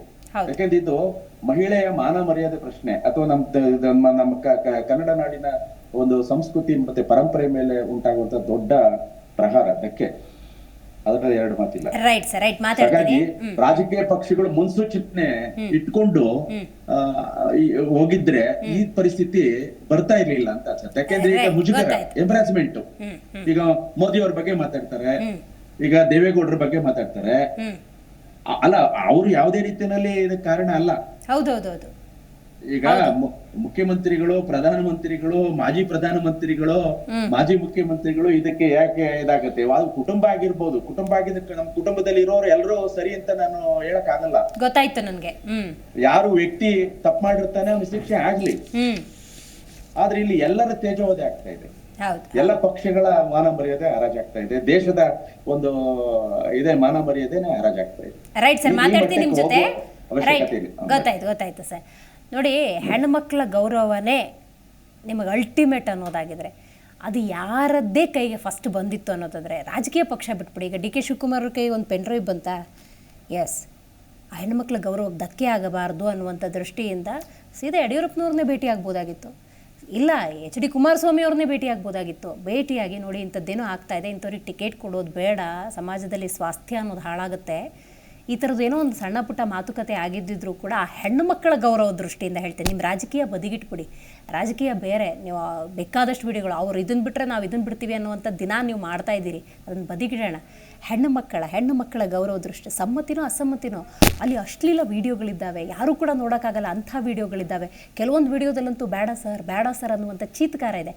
ಇಂಥ ವಿಡಿಯೋಗಳು, ಒಂದು ಹೆಣ್ಣು ಮಗು ಅಂತ ಹೇಳಿದ್ರೆ ಅದರ ಹಿಂದೆ ಕುಟುಂಬ ಇದೆ, ಅವಳು ಇನ್ನೂ ಅಲ್ಲಿ ಜೀವನ ನಡೆಸ್ಬೇಕು. ಅದನ್ನೆಲ್ಲ ಬಿಟ್ಬಿಟ್ಟು ನೀವು ವಿಡಿಯೋ ಹರಿಬಿಡೋದಕ್ಕೆ ಇಲ್ಲಿ ಸಪೋರ್ಟ್ ಮಾಡಿದ್ದೀರಿ ಅನ್ನೋದನ್ನು ಇದನ್ನು ಯಾವ ಕರ್ನಾಟಕದ ಹೆಣ್ಣುಮಕ್ಕಳು ಕೂಡ ಒಪ್ಪಿಕೊಳ್ಳೋದಕ್ಕೆ ಸಾಧ್ಯ ಇಲ್ಲ. ನೋಡಿ, ಇದು ಸಭ್ಯಸ್ತ್ರ ನಾಡು ಅಂತ ನಾವು ಕರಿತೀವಿ. ಕೆಲವೊಂದು ವಿಡಿಯೋಗಳಲ್ಲಿ ಹೆಣ್ಮಕ್ಳು ಬೇಡ ಸರ್, ಬಿಟ್ಬಿಡಿ ಸರ್, ಇಂಥ ಆ ಧ್ವನಿ ಕೇಳಿದಾಗ ನಿಮ್ಗೆ ಏನು ಅನ್ಸುತ್ತೆ ಅಂಜನಾ ಅವರೇ? ನಿಜವಾಗ್ಲೂ ಹೇಳ್ತೀನಿ, ಒಂದು ಕೆಲಸಮ್ಮ ಇದೆ, ಇದು ಬಂದಿದೆ, ನಿಜ ಕಂಡ್ರೆ ನೀರು ಬರುತ್ತೆ. ಅವ್ರು ಏನೋ ಹೊಟ್ಟೆ ಉರ್ಕೊಳ್ಳಿಕ್ಕೆ ಪಾಪ ಏನೋ ಒಂದು ದಿನದ ಕೂಲಿಗೋಸ್ಕರ ಅವ್ರ ಮನೆ ಕೆಲಸ ಮಾಡಿರ್ಬೋದು. ಅಂಥ ಎಮ್ಮನ್ನ ತಗೊಂಡ್ಬಂದು ವಿಡಿಯೋ ಮಾಡ್ತಾರಲ್ಲ, ಆ ಎಮ್ಮ ಅದನ್ನ ಹೇಳ್ಕೊಳಕ್ಕಾಗಲ್ಲ. ನಿಜ, ನಾನು ಒಂದು ಹೆಣ್ಣಾಕಿ ಕೂತ್ಕೊಂಡಿಲ್ಲಿ ಆ ಹೆಣ್ಣನ ಬಗ್ಗೆ ಹೇಗೆ ಹೇಳಕ್ಕಾಗತ್ತೆ? ಅಂಥ ವಿಡಿಯೋಗಳನ್ನ ಬಿಟ್ಟಿದ್ದಾರೆ ಅಂದ್ರೆ ನಿಜವಾಗ್ಲೂ ಭಯ ಆಗುತ್ತೆ, ಬೇಜಾರಾಗತ್ತೆ. ಆ ಅಪ್ಪನ ತೇಜೋವಧೆ ಮಾಡಬೇಕಾದಕ್ಕೆ ಬೇರೆ ಮಾರ್ಗಗಳಿತ್ತು. ಹೌದು, ಹೆಣ್ಮಕ್ಳಲ್ಲಿದ್ದಾರೆ, ವಯಸ್ಸನ್ನು ಮೀರಿ ಆ ಹೆಣ್ಮಕ್ಳನ್ನ ದುರ್ಬಳಕೆ ಮಾಡ್ಕೊಂಡಿದ್ದಾರೆ ಅನ್ನೋದಾಗಿದ್ರೆ ಈ ಪಕ್ಷ ಮಾಸ್ಕ್ ಮಾಡ್ಬೋದಿತ್ತಲ್ಲ, ಅದನ್ನ ಎಡಿಟ್ ಮಾಡ್ಬೋದಿತ್ತಲ್ಲ. ಇಲ್ಲ, ಅದು ಡೈರೆಕ್ಟಾಗಿ ಅವ್ರ ಮುಖ ಎಲ್ಲ ನೀಟಾಗೆ ಕಾಣುತ್ತೆ, ನಿಜ ಯಾರಂತ ಗುರ್ತಿಡ್ಬೋದು ನಾವು. ಆ ಥರ ಬಿಟ್ಟಿದ್ದಾರೆ ಅಂದರೆ ಎಷ್ಟು ವಿಕೃತವಾಗಿ ಮಾಡ್ತಿದ್ದಾರೆ ಅಂದ್ರೆ ನಿಜ. ಒಬ್ಬ ಈಗ ರಾಜಕಾರಣಿ ಹತ್ರ ಹೋಗಿ ಮಾತಾಡ್ಲಿಕ್ಕೆ ನಮಗೆ ಭಯ ಆಗತ್ತೆ. ನಾಳೆ ದಿನ ಅದನ್ನೇ ಏನೋ ವಿಡಿಯೋ ಮಾಡ್ಬೋದೇನೋ, ಏನೋ ಒಂದು ನಮ್ಗೆ ರಾಜಕಾರಣಿ ಅಂದಾಗ ಒಂದು ಕೆಲ್ಸಕ್ಕೋ ಒಂದು ವಿಚಾರಕ್ಕೋ ಸಾಮಾನ್ಯ ಜನರಾದ ನಾವು ಹೋಗ್ತೀವಿ, ಇದು ಮಾಡ್ಕೊಡಿ ಸರ್, ಅದು ಮಾಡ್ಕೊಡಿ ಅಂತ. ಪರ್ಸನಲ್ಗೆ ಅವ್ರು ಮಾತಾಡ್ತೀವಿ ಅಂತ ಕರೆದಾಗ ನಾವು ಹೋಗಿ ಕೂತ್ಕೋಬಹುದು. ಅವ್ರು ಈ ರೀತಿ ಬಳಸ್ಕೋತಾರೆ ಅಂದಾಗ ತುಂಬಾನೇ ಭಯ ಆಗುತ್ತಲ್ಲ, ಯಾರು ಹೋಗ್ತಾರೆ?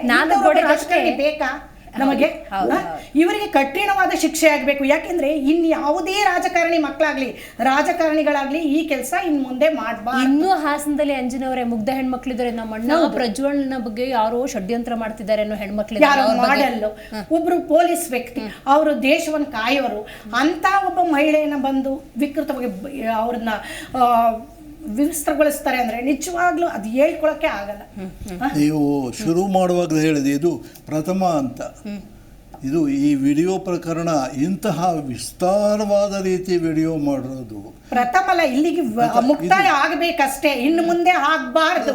ಅಲ್ಲಿವರೆಗೂ ನಾವು ಹೋರಾಟ ಮಾಡ್ತೀವಿ. ಮುಕ್ತಾಯ ಆಗಲ್ಲ ಅಂತೇನು ಭಯ ಪಡಬೇಕಾಗಿಲ್ಲ. ಮುಕ್ತಾಯ ಆಗತ್ತೆ ಹೇಳಿದೆ. ಮುಕ್ತಾಯ ಮಾಡ್ಬೇಕು ಸರ್, ಮುಕ್ತಾಯ ಮಾಡ್ಬೇಕು. ಕೊನೆಗೆ ಒಂದು ಕಾಣಿಸಿದ್ರೆ ಇನ್ಯಾರು ಮಾಡ್ಲಿಕ್ಕೆ ಹೆದರ್ಬೇಕು. ಆ ರೀತಿ ಶಿಕ್ಷೆಯನ್ನ ನಾವು ಪ್ರಜ್ವಲ್ ರೇವಣ್ಣ ಅವ್ರಿಗೆ ಕೊಡ್ಬೇಕು. ಕೊಟ್ರೇನೆ ಇಲ್ಲಿ ದೇಶ ಉಳಿಯಕ್ ಸಾಧ್ಯ, ನಮ್ಮ ರಾಜಕೀಯ ಉಳಿಯಕ್ ಸಾಧ್ಯ ಅಂತ.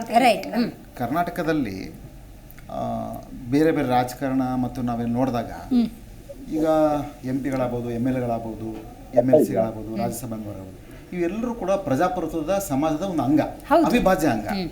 ಈ ಅವಿಭಾಜ್ಯ ಅಂಗ ಇಲ್ಲದೆ ನಾವೇನೂ ಮಾಡೋಕ್ಕಾಗಲ್ಲ. ಶಾಸಕಾಂಗ, ಕಾರ್ಯಾಂಗ, ನ್ಯಾಯಾಂಗ ಮೂರು ಕೂಡ ಒಟ್ಟಿಗೆ ಇರಬೇಕು. ಈಗ ದಾರಿ ತಪ್ತಾ ಇದ್ದಾಗ ಯಾವುದು ತುಂಬ ಜನಗಳು ಕಾಣಿಸೋದು ನಮಗೆ ಶಾಸಕಾಂಗ, ಕಾರ್ಯಾಂಗ ಎರಡೇ ನಮ್ಗೆ ತುಂಬ ಕಣ್ಣಿಗೆ ಕಾಣಿಸೋದು. ಅದರಲ್ಲೂ ಕೂಡ ಶಾಸಕಾಂಗ ಇದೆಯಲ್ಲ, ರಾಜಕಾರಣ ಅವರು ತುಂಬಾ ಜನಗಳ ಸಂಪರ್ಕದಲ್ಲೇ ಇರ್ತಾರೆ. ಸ್ವಲ್ಪ ಹೆಚ್ಚು ಕಮ್ಮಿ ಆದರೂ ಜನಗಳ ಮಧ್ಯೆ ಬಂದ್ಬಿಡ್ತಾರೆ, ಕಣ್ಣಿಗೆ ಬೀಳ್ತಾರೆ. ರಾಜಕಾರಣ ಅಧಿಕಾರಿಗಳು ಇನ್ನೂ ವಿಪರೀತಿದ್ದಾರೆ. ಕೆಲವೊಂದರ ಉದಾಹರಣೆ ಕೊಡ್ತೀನಿ ಬಿಡಿ, ಬೇರೆ ಬೇರೆ ನಮಗೆಲ್ಲ ಬಂದಿದೆ ವಿಷಯಗಳು. ಕರ್ನಾಟಕ ರಾಜ್ಯ ರಚನೆ ಆಗಿದೆ ಕನ್ನಡ ಮತ್ತು ಕನ್ನಡಿಗರ ಆಧಾರದ ಮೇಲೆ. ಆ ಆಧಾರದ ಮೇಲೆ ಆದಂಥ ರಾಜ್ಯ ಕರ್ನಾಟಕ. ನೀವು ಸಾಮಾಜಿಕ, ಭಾಷೆ, ಸಂಸ್ಕೃತಿ, ನಮ್ಮ ಔದ್ಯೋಗಿಕ ನೆಲೆಗಟ್ಟು ಇಷ್ಟರ ಮಾತ್ರ ನೀವು ನೋಡಬೇಕು ಪ್ರಜಾಪ್ರಭುತ್ವದಲ್ಲಿ ಶಾಸಕಾಂಗದ ವಿಷಯಗಳು. ಅದನ್ನು ಹೊರತುಪಡಿಸಿ ಇವತ್ತೆಲ್ಲ ಕರ್ನಾಟಕದಲ್ಲಿ ಎಲ್ಲ ವಿಷಯಗಳು ನಡೀತಾ ಇದೆ. ದುರಂತವಾದದ್ದು ಇದು ಚರ್ಚೆನೇ ಅಲ್ಲ ನಿಜ ಹೇಳ್ಬೇಕಂದ್ರೆ.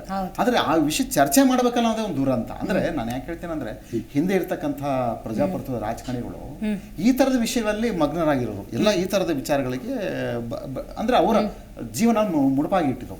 ನಾನು ಯಾಕೆ ಹೇಳ್ತಾ ಇದ್ದರೆ, ರಾಜಕಾರಣ ಮತ್ತು ಕಾರ್ಯಾಂಗ, ಶಾಸಕಾಂಗ ಯಾಕೆ ದಾರಿ ತಪ್ತಾ ಇದೆ ಅಂದರೆ, ಅತಿಯಾದ ಹಣ, ಅತಿಯಾದ ಸುಖ, ಅತಿಯಾದ ಲೋಭ ಇವು ಆಗ್ತಾ ಮನುಷ್ಯನ ದಾರಿ ತಪ್ಪಿಸ್ತಾ ಇದೆ. ಅಂಥವ್ರೇ ನಮ್ಮ ನಾಯಕರುಗಳಾದಾಗ ನಾನು ಅದನ್ನೇ ನೀವು ಹೇಳ್ತಾ ವಿಚಾರ ನಡೆದಾಗ ನಿಮ್ಗೆ ಏನಾಗುತ್ತೆ, ಭಾಷೆ ಸಾಹಿತ್ಯ, ಜನಾಂಗ ಸಾಹಿತ್ಯ, ಸಂಸ್ಕೃತಿ ಸಾಹಿತ್ಯ, ನಿಮ್ಮ ಮಾನವೀಯತೆ ಸಾಹಿತ್ಯ ಇದೆಯಲ್ಲ, ಇದು ಇನ್ನೊಂದು 4 ಜನಕ್ಕೆ ಪ್ರೇರಣೆ. ಹೌದು, ನಾನು ಮಾಡ್ಕೋಬಹುದೇನೋ.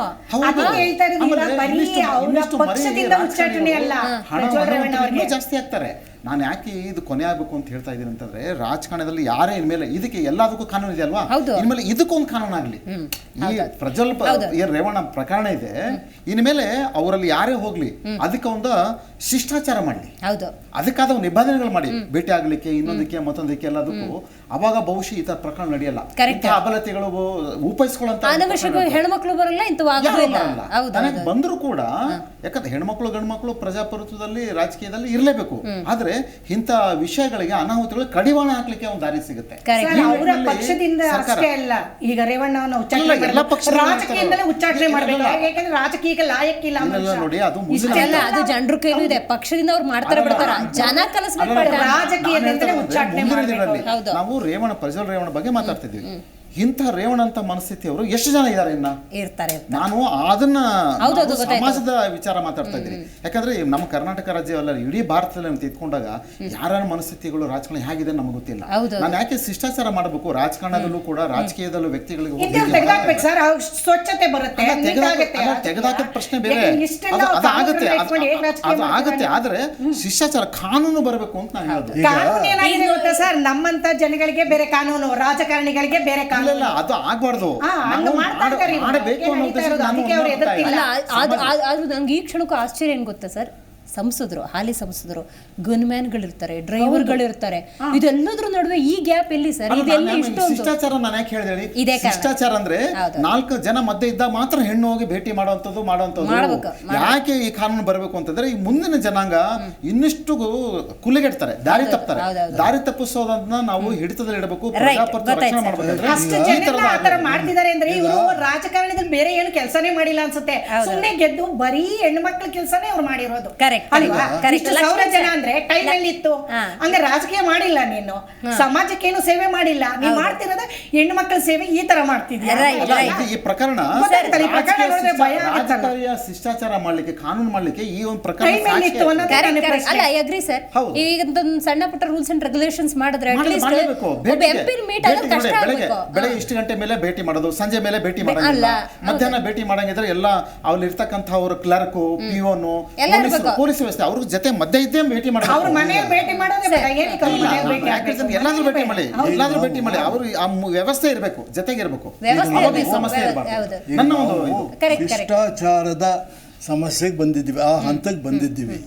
ಇದು ಪ್ರಜ್ವಲ್ಗೆ ಶಿಕ್ಷೆ ಕೊಡೋದ್ರಿಂದ ಇದು ಸಂಪೂರ್ಣವಾಗಿ ಶಿಷ್ಟಾಚಾರ ಬರ್ಬೇಕು ಸರ್, ರಾಜಕೀಯ ಶಿಷ್ಟಾಚಾರ ಬರ್ಬೇಕು. ಶಿಷ್ಟಾಚಾರ ಹೇಳೋದ್ರಿಂದ ಅದು ಬಹಳ ಮುಖ್ಯ. ನಾವು ಇವತ್ತು ಚರ್ಚೆ ಮಾಡಬೇಕಾದ್ದು ಮುಂದೆ ನಮ್ಮ ಸಮಾಜ ಇದು ಅದಕ್ಕೆ ಪರಿಹಾರ ಕೊಡ್ಬೇಕು ಸರ್. ಅಬಲೆಯರಾದ, ಈ ನಿಶಕ್ತರಾದ ಈ ಹೆಣ್ಣು ಮಕ್ಕಳಿಗೆ ಯಾವ ರೀತಿ ಕೊಡಬೇಕು, ಆದ್ದರಿಂದ ನಮ್ಮ ಶಿಕ್ಷಣವನ್ನು ಯಾವ ರೀತಿ ಸುಧಾರಿಸಬೇಕು. ರೈಟ್, ಗೊತ್ತಾಯ್ತು ಸರ್. ಲಕ್ಷ್ಮಣ್ ಸರ್, ಈಗ ಮೇಡಮ್ 26ನೇ ತಾರೀಕು ಓಟ್ ಹಾಕಿ ಹೋದ ಮನುಷ್ಯ ಇವತ್ತಿನವರೆಗೂ 40 ಅಂತ ಹೇಳಿದ್ರೆ ಆ ಗ್ಯಾಪಲ್ಲಿ ತಾನು ಹೆಂಗೆ ತನ್ನನ್ನು ನಾನು ಡಿಫೆನ್ಸ್ ಮಾಡ್ಕೋಬಹುದು ಅಂತ ನೋಡ್ತಿರ್ತಾರೆ.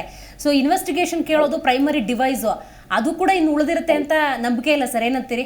ಒಂದು ಲೈನಲ್ಲಿ ಹೇಳ್ಬಿಡಿ ಸರ್, ಟೈಮ್ ಆಯ್ತು. ಅಲ್ಲ, ಒಂದು ಈಗ ಮೇಲ್ನೋಟಕ್ಕೆ ಪ್ರೈಮಾ ಫೇಸಿ ಅಂತ ಹೇಳ್ತೀವಿ, ಅದು ಕಾಣಿಸಿದೆ ಅವ್ರು ಮಾಡಿರ್ಬೋದು ಅನ್ನೋ ದೃಷ್ಟಿನಲ್ಲಿ ಸಾಕಷ್ಟು ಸಾಕ್ಷ್ಯಾಧಾರಗಳು ಕಲೆ ಹಾಕಿದ್ದಾರೆ. ಆ ದೃಷ್ಟಿಯಲ್ಲಿ ಈಗ ಪ್ರಗತಿಯಲ್ಲಿದೆ SIT ತನಿಖೆ. ಹಾಗಾಗಿ ತನಿಖೆ ಆದ ಮೇಲೆ ಅದು ಸಾಬೀತ ಯಾರು ನಿಜವಾದ ಗಿಲ್ಟಿ ಶುಡ್ ಬಿ ಪನಿಷ್, ಅದ್ರಲ್ಲಿ ಏನು ಅರ್ಥ ಇಲ್ಲ. ಎರಡು ಮಾತು, ಯಾರೇ ಆಗಿದ್ದು ತಪ್ಪು ಮಾಡಿದ್ರೆ ಅದು ಶಿಕ್ಷೆಗೆ ಒಳಗಾಗ್ಲೇಬೇಕು. ನಮ್ಮ ಕಾನೂನು ಗಟ್ಟಿಯಾಗಿದೆ, ವ್ಯವಸ್ಥೆನೂ ಕೂಡ, ಕಾನೂನು ವ್ಯವಸ್ಥೆ ಕೂಡ ಸುಭದ್ರವಾಗಿದೆ. ನನಗೆ ನಂಬಿಕೆ ಇದೆ. ರೈಟ್ ಸರ್, ಇವತ್ತು ಅಂಜನವರು ನೀವು ಇಲ್ಲಿ ಕೂತಿದ್ದೀರಾ ಅಂತ ಹೇಳಿದ್ರೆ ಕರ್ನಾಟಕದ ಅಥವಾ ನೊಂದ ಅಸಹಾಯಕ ಅಥವಾ ಆ ವಿಡಿಯೋದಲ್ಲಿ ಭಾಗ ಸಮ್ಮತಿನೋ ಅಸಮ್ಮತಿನೋ ಆ ಹೆಣ್ಮಕ್ಳು ಧ್ವನಿಯಾಗಿ ಕೂತ್ಕೊಂಡಿದ್ರೆ, ನಿಮ್ಮ ಪ್ರಕಾರ ಇದಕ್ಕೊಂದು ನ್ಯಾಯ ಸಿಗ್ಬೇಕು ಅಂದ್ರೆ ಹೆಂಗೆ ಅಂತ ಅನ್ಕೋತೀರಿ ನೀವು? ಖಂಡಿತ ಏನು ಸಂತ್ರಸ್ತರಿದ್ದಾರೆ ಅವರಿಗೆ ನ್ಯಾಯ ಸಿಗಲೇಬೇಕು. ಆ ನ್ಯಾಯ ಸಿಗೋವರೆಗೂ ನಾವು ಹೋರಾಟವನ್ನು ಮಾಡ್ತೀವಿ. ಅವನ ರಾಜಕೀಯದಿಂದನೇ ತೆಗಿಬೇಕು. ಅವನ ರಾಜಕೀಯಕ್ಕೆ ಲಾಯಕ್ಕೆ ಇಲ್ಲ ಅಂತ ನಾನು ಹೇಳ್ತೀನಿ.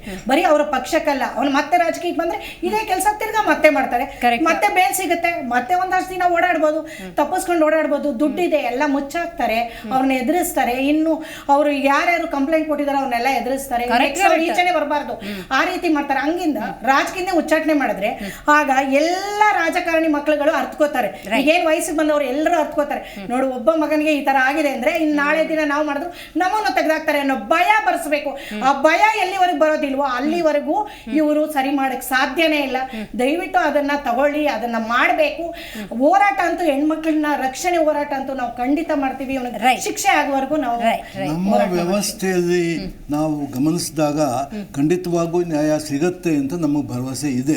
ಈಗ ನಿರ್ಭಯ ಕೇಸ್ ಏನಾಯ್ತು, ಅನೇಕ ಕೇಸುಗಳು ತುಂಬಾ ತಡ ಆಗುತ್ತಲ್ಲ ಸರ್. ಅದೆಷ್ಟಾಯ್ತು, ಎಷ್ಟು ಚೆನ್ನಾಗಾಯ್ತು ಅಂದ್ರೆ ಅವರು ಎಳ್ಕೊಂಡೋದ್ರು, ಆದ್ರೂ ಕೂಡ ಅದನ್ನ ಸರಿಯಾದ ರೀತಿಯಲ್ಲಿ ಅದನ್ನ ನಡೆಸಿ ಹಂತಕರಿಗೆ ಶಿಕ್ಷೆಯನ್ನು ಕೊಡಲಾಯಿತು. ಹಾಗೆ ಇದಕ್ಕೂ ಕೂಡ ಖಂಡಿತವಾಗಿಯೂ ಕೂಡ ಅವನಿಗೆ ಶಿಕ್ಷೆ ಆಗುತ್ತೆ.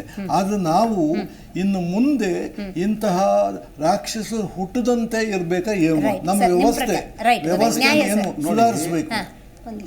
ದಾರ್ಶನಿಕರು, ಶರಣರು, ಅವ್ರ ಆತ್ಮಗಳು ಅಳ್ತಾ ಇದ್ದಾವೆ ಈಗ. ಯಾಕಂದ್ರೆ ನಾನು ನಡೆದಂಥ ದಾರಿ, ನಾನಿದ್ದಂಥ ಮಣ್ಣು, ಇಂಥ ಅನಾಚಾರ ನಡೀತಲ್ಲ ಅಂತ ಅವ್ರು ಅಳ್ತಾ ಇದ್ದಾರೆ. ಅವ್ರ ಆತ್ಮಗಳು ನಾನು ನೋವಿನ ಹೇಳ್ತಾ ಇರೋದು ಮಾತು ಅವ್ರ ಪರವಾಗಿ ಅಂದ್ರೆ ನಾಡಿನ ಪರವಾಗಿ ಹೇಳ್ತಾ ಇರೋದು. ಹಾಗಾಗಿ ರಾಜಕೀಯ ಶಿಷ್ಟಾಚಾರ ಮಾಡಲೇಬೇಕು, ಇಲ್ಲಾಂದ್ರೆ ಇದ್ರೆ ಹೆಣ್ಣು ಮಕ್ಕಳಿಗೆ ಉಳಿಗಾಲ ಇಲ್ಲ. Right sir, right. ಕಾರ್ಯಕ್ರಮದಲ್ಲಿ ಪ್ರಸಾದ್ ಸರ್, ಶ್ರೀನಿವಾಸ್ ಅವರು, ಲಕ್ಷ್ಮಣ್ ಅವರು, ಅಂಜನಾ ಅವರು ಭಾಗಿಯಾಗಿದ್ದಕ್ಕಾಗಿ ಧನ್ಯವಾದಗಳು.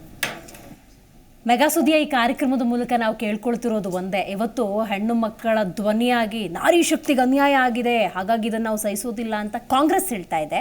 ಮಗದೊಂದು ಕಡೆ ಮಾತೃವಂದನಾ ಪಕ್ಷ ಇದು, ನಾವು ಮಾತೃಗಳಿಗೆ ವಂದಿಸ್ತೀವಿ, ಅನ್ಯಾಯ ಆಗೋದಕ್ಕೆ ನಾವು ಬಿಡೋದಿಲ್ಲ ಅಂತ BJP ಕೂಡ ಹೇಳ್ತಿದೆ.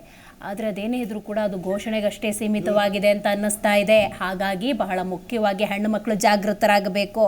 ಹಾಗಾಗಿ ಇಂಥ ಘೋಷಣೆಗಳನ್ನು ನಂಬಿ ಯಾವುದೋ ಪಕ್ಷದ ಜೊತೆ ಗುರುತಿಸ್ಕೊಳ್ಳೋದಲ್ಲ, ನಿಮ್ಮ ಸ್ವ ಅಭಿಮಾನ ಅನ್ನೋದೇನಿದೆ ಅದು ಬಹಳ ಮುಖ್ಯ ಆಗುತ್ತೆ. ನಿಮ್ಮ ರಕ್ಷಣೆ ನಿಮ್ಮದೇ ಹೊಣೆ, ಯಾವುದೇ ಸಂದರ್ಭದಲ್ಲೂ ಕೂಡ ಜರಿಯಬೇಡಿ. ಇದೆಲ್ಲದರ ಜೊತೆಗೆ ಗಂಡು ಮಕ್ಕಳು ಯಾರಿಗೆಲ್ಲ ಇದ್ದಾರೆ ಅವ್ರಿಗೊಂಚೂರು ಸಂಸ್ಕಾರ ಕೊಡಿ ಅಂತ ಹೇಳ್ತಾ ಇವತ್ತಿನ ಕಾರ್ಯಕ್ರಮವನ್ನು ಮುಗಿಸೋಣ. ನೋಡ್ತಾ ಇರಿ ಜಿ ಕನ್ನಡ ನ್ಯೂಸ್, ಸತ್ಯವೇ ಸುದ್ದಿಯ ಜೀವಾಳ.